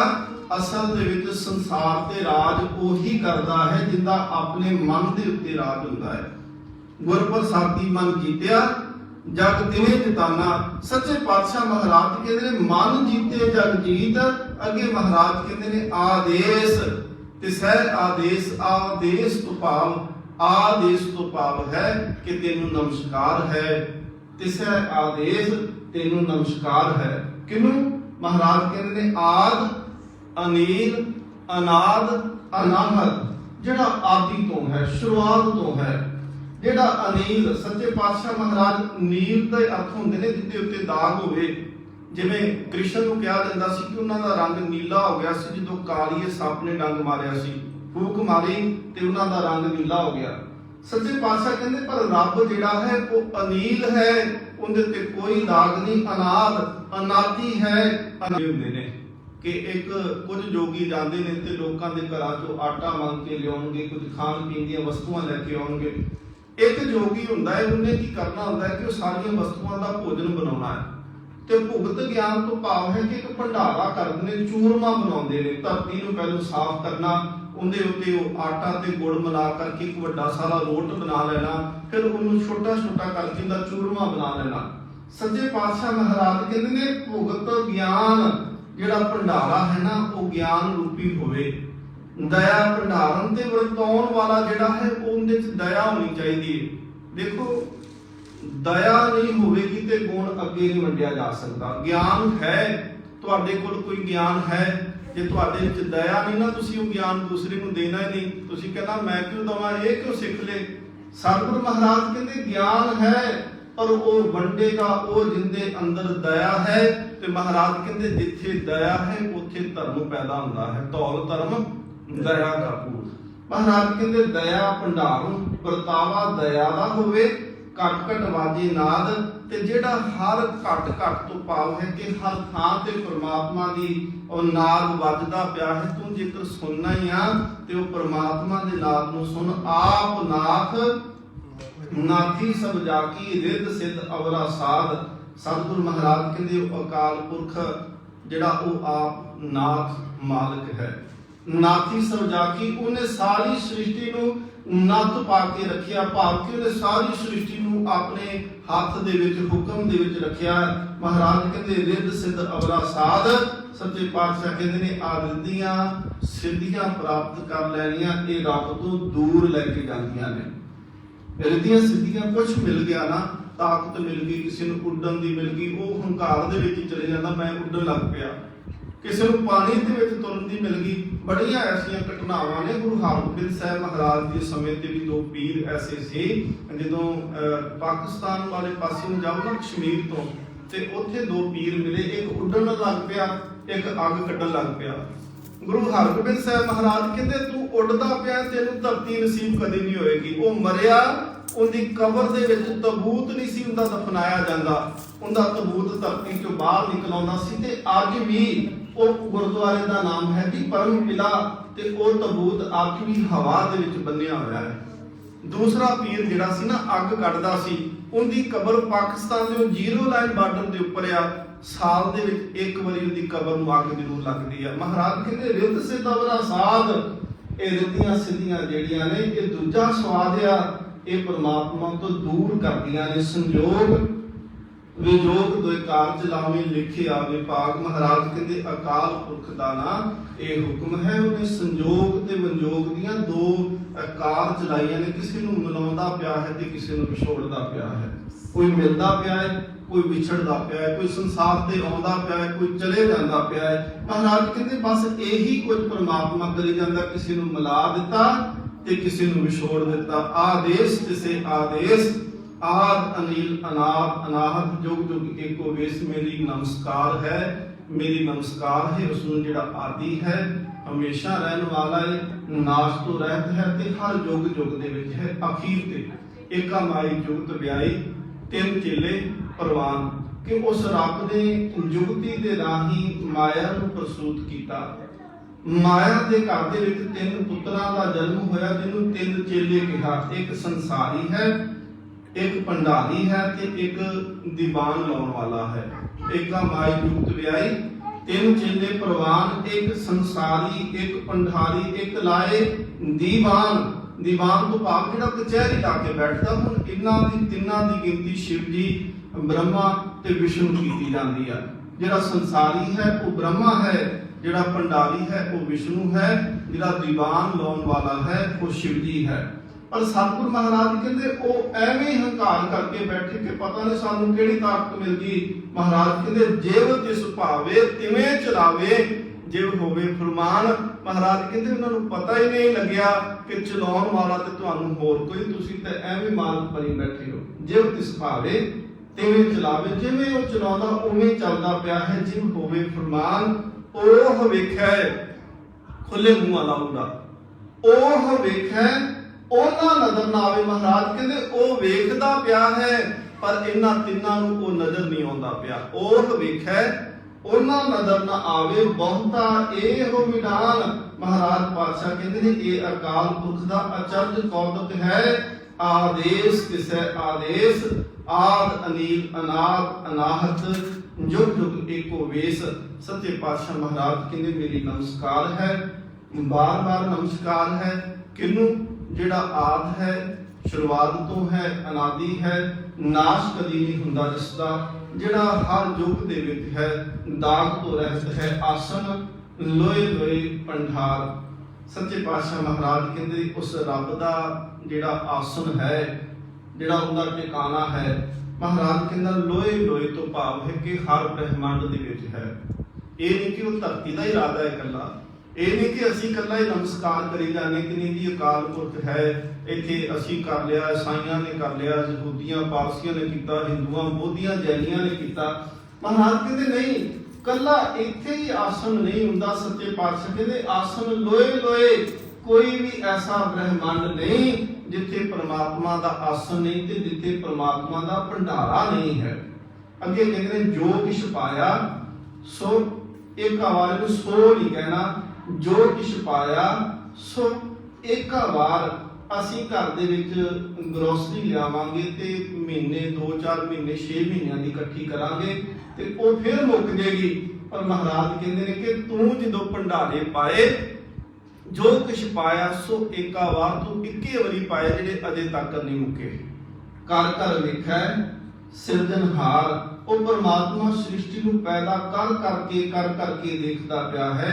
ਤੇ ਸੱਚੇ ਪਾਤਸ਼ਾਹ ਮਹਾਰਾਜ ਕਹਿੰਦੇ ਨੇ ਉਹ ਸਿਰਜਣਹਾਰ ਹੈ। ਨਾਨਕ ਸੱਚੇ ਕੀ ਸਾਚੀ ਕਾਰ। ਸੱਚੇ ਪਾਤਸ਼ਾਹ ਮਹਾਰਾਜ ਕਹਿੰਦੇ ਉਹ ਸੱਚਾ ਆਪ ਗੁਰੂ ਨਾਨਕ ਦੇਵ ਮਹਾਰਾਜ ਕਹਿੰਦੇ ਉਹ ਸੱਚਾ ਹੈ, ਉਹ ਸਦੀਵੀ ਹੈ। ਉਹਦੀ ਕਾਰ, ਉਹਦਾ ਵਿਹਾਰ, ਉਹਦੀ ਇਹ ਜਿਹੜੀ ਸੰਸਾਰ ਨੂੰ ਚਲਾਉਣ ਦਾ ਢੰਗ ਤਰੀਕਾ ਮਹਾਰਾਜ ਕਹਿੰਦੇ ਉਹ ਵੀ ਅਟਲ ਹੈ। ਆਦੇਸ਼ ਤੇ ਸਹਿ ਆਦੇਸ਼।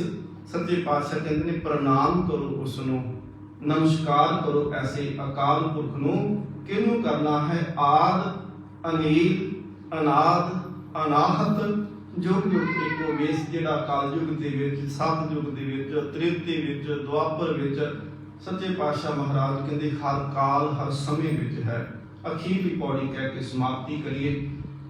ਇੱਕ ਦੂਜੀ ਕੋ ਲੱਖ ਹੋਏ ਲੱਖ ਹੋਵਹੇ ਲੱਖ 20। ਮਹਾਰਾਜ ਕਹਿੰਦੇ ਇੱਕ ਜੀਵ ਤੋਂ ਲੱਖਾਂ ਜੀਵਾਂ ਹੋਣ, ਲੱਖਾਂ ਤੋਂ 20 ਲੱਖ ਬਣ ਜਾਣ। ਇਹ ਗੁਰਮੁਖ ਦਾ ਹੈ। ਮਹਾਰਾਜ ਕਹਿੰਦੇ ਗੁਰਮੁਖ ਰੋਮ ਰੋਮ ਹਰ ਧਿਆਵੇ। ਇਵੇਂ ਵੀ ਹੁੰਦਾ ਹੈ ਕਿ ਜਿਹੜੇ ਸਾਡੇ ਰੋਮ ਹੈ ਨਾ, ਇਹਨਾਂ ਵਿੱਚੋਂ ਵੀ ਨਾਮ ਦੀ ਆਵਾਜ਼ ਆਉਣੀ ਸ਼ੁਰੂ ਹੋ ਜਾਂਦੀ ਹੈ। ਮਹਾਰਾਜ ਕਹਿੰਦੇ ਲੱਖ ਲੱਖ ਗੇੜਾ ਆਖੀਆ ਹੈ ਏਕ ਨਾਮ ਜਗਦੀਸ਼। ਹੁਣ ਇਹ 20 ਲੱਖ ਜੀਵਾਂ ਦੇ ਨਾਲ ਲੱਖਾਂ ਨਾਮ ਤੂੰ ਪਰਮਾਤਮਾ ਦੇ ਜਪੇ। ਤੇ ਸੱਚੇ ਪਾਤਸ਼ਾਹ ਕਹਿੰਦੇ ਏਤ ਰਾਹੇ ਪਤ ਪਵੀਆਂ ਚੜੀਏ ਹੋਏ 21। ਸੱਚੇ ਪਾਤਸ਼ਾਹ ਕਹਿੰਦੇ ਲੱਖਾਂ ਨਾਮ ਜਪ ਕੇ ਹੰਕਾਰ ਨਾ ਕਰੀ।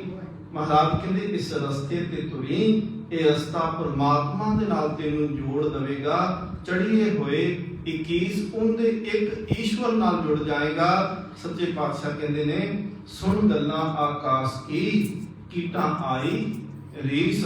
ਹੁਣ ਜਿਹੜੇ ਸੰਤ ਹੁੰਦੇ ਨੇ, ਭਗਤ ਹੁੰਦੇ ਨੇ, ਨਾਮ ਜਪਣ ਵਾਲੇ ਹੁੰਦੇ ਨੇ, ਉਹ ਉੱਚੀ ਅਵਸਥਾ ਤੇ ਨੇ। ਉਹ ਇਵੇਂ ਨੇ ਜਿਵੇਂ ਆਕਾਸ਼ ਦੇ ਵਿੱਚ ਉੱਡਦੇ ਹੋਏ ਪੰਛੀ ਹੋਣ। ਤੇ ਮਹਾਰਾਜ ਕਹਿੰਦੇ ਜਿਵੇਂ ਪੰਛੀਆਂ ਨੂੰ ਉੱਡਦਿਆਂ ਵੇਖ ਕੇ ਕੀੜੀਆਂ ਜਿਹੜੀਆਂ ਨੇ ਉਹ ਕਹਿਣ ਕਿ ਅਸੀਂ ਵੀ ਐਵੇਂ ਉੱਡ ਸਕਦੀਆਂ। ਮਹਾਰਾਜ ਪਾਤਸ਼ਾਹ ਕਹਿੰਦੇ ਇਹ ਕੋਸ਼ਿਸ਼ ਕਰਕੇ ਆਪਣਿਆ ਨਹੀਂ ਜਾ ਸਕਣਾ। ਸੁਣ ਗੱਲਾਂ ਆਕਾਸ਼ ਕੀ ਕੀਟਾਂ ਆਈ ਰੀਸ। ਮਹਾਰਾਜ ਕਹਿੰਦੇ ਉਹ ਕੀੜੀਆਂ ਕੇਵਲ ਰੀਸ ਕਰ ਸਕਦੀਆਂ, ਪਰ ਉਹ ਪੰਛੀਆਂ ਵਾਂਗੂ ਉਡਾਰੀਆਂ ਨਹੀਂ ਲਾ ਸਕਦੀਆਂ। ਨਾਨਕ ਨਦਰੀ ਪਾਈ ਹੈ ਕੂੜੀ ਕੂੜਾ ਖੀਸ। ਸਤਿਗੁਰੂ ਗੁਰੂ ਨਾਨਕ ਦੇਵ ਮਹਾਰਾਜ ਕਹਿੰਦੇ ਨਦਰੀ ਪਾਈ ਹੈ, ਜਿਹਨੂੰ ਮਹਾਰਾਜ ਨੇ ਕਰਮ ਕਿਹਾ, ਬਖਸ਼ਿਸ਼ ਕਿਹਾ, ਮਿਹਰ ਕਿਹਾ, ਗੁਰ ਪ੍ਰਸਾਦ ਕਿਹਾ। ਮਹਾਰਾਜ ਕਹਿੰਦੇ ਅਕਾਲ ਪੁਰਖ ਦੀ ਮਿਹਰ ਦੀ ਨਜ਼ਰ ਕਰੇ ਤੇ ਤਾਂ ਉਹ ਮਿਲਦਾ ਹੈ, ਨਹੀਂ ਤਾਂ ਨਿਰੀਆਂ। ਮਹਾਰਾਜ ਕਹਿੰਦੇ ਕੂੜੇ ਮਨੁੱਖ ਜਿਹੜੇ ਨੇ ਉਹ ਕੂੜ ਦੇ ਵਿੱਚ ਰਲਦੇ ਪਏ ਨੇ, ਉਹ ਕੂੜੇ ਦੇ ਵਿੱਚ ਰਲ ਜਾਂਦੇ ਨੇ ਜਾ ਕਰਕੇ। ਸੱਚੇ ਪਾਤਸ਼ਾਹ ਮਹਾਰਾਜ ਕਿਰਪਾ ਬਖਸ਼ਿਸ਼ ਰਹਿਮਤ ਕਰਨ। ਇੱਥੋਂ ਤੱਕ 32 ਪੌੜੀਆਂ ਜਪਜੀ ਸਾਹਿਬ ਜੀ ਦੀਆਂ ਸੰਪੂਰਨ ਹੋਈਆਂ। ਕੋਸ਼ਿਸ਼ ਸੀ ਕਿ ਅੱਜ ਕੁਝ ਕੀਤੀਆਂ ਜਾਣ ਤੇ ਕੱਲ ਦੀ ਅਖੀਰ ਦੀ ਸ਼ਾਮ ਦੀ ਕਥਾ ਹੈ। ਫਿਰ ਵੀਰਵਾਰ ਦੁਪਹਿਰ ਦੀ ਤੇ ਚਲੋ ਹੋਏਗੀ, ਫਿਰ ਐਤਵਾਰ ਨੂੰ ਦੁਪਹਿਰ ਦੀ ਕਥਾ ਕਰਕੇ ਆਪ ਸੰਗਤ ਦੇ ਚਰਨ ਪਸ ਕੇ ਆਪ ਤੋਂ ਵਿਦਾਇਗੀ ਲੈ ਲੈਣੀ ਹੈ। ਅਗਲੇ ਪਾਸੇ ਜਿਵੇਂ ਸਤਿਗੁਰੂ ਮਹਾਰਾਜ ਦਾ ਹੁਕਮ ਹੈ, ਸਤਿਗੁਰੂ ਮਹਾਰਾਜ ਜੀ ਦੀ ਬਖਸ਼ਿਸ਼ ਦੇ ਨਾਲ ਉਵੇਂ ਚਲੇ ਜਾਣਾ ਹੈ। ਸੋ ਸੱਚੇ ਪਾਤਸ਼ਾਹ ਮਹਾਰਾਜ ਕਿਰਪਾ ਕਰੇ।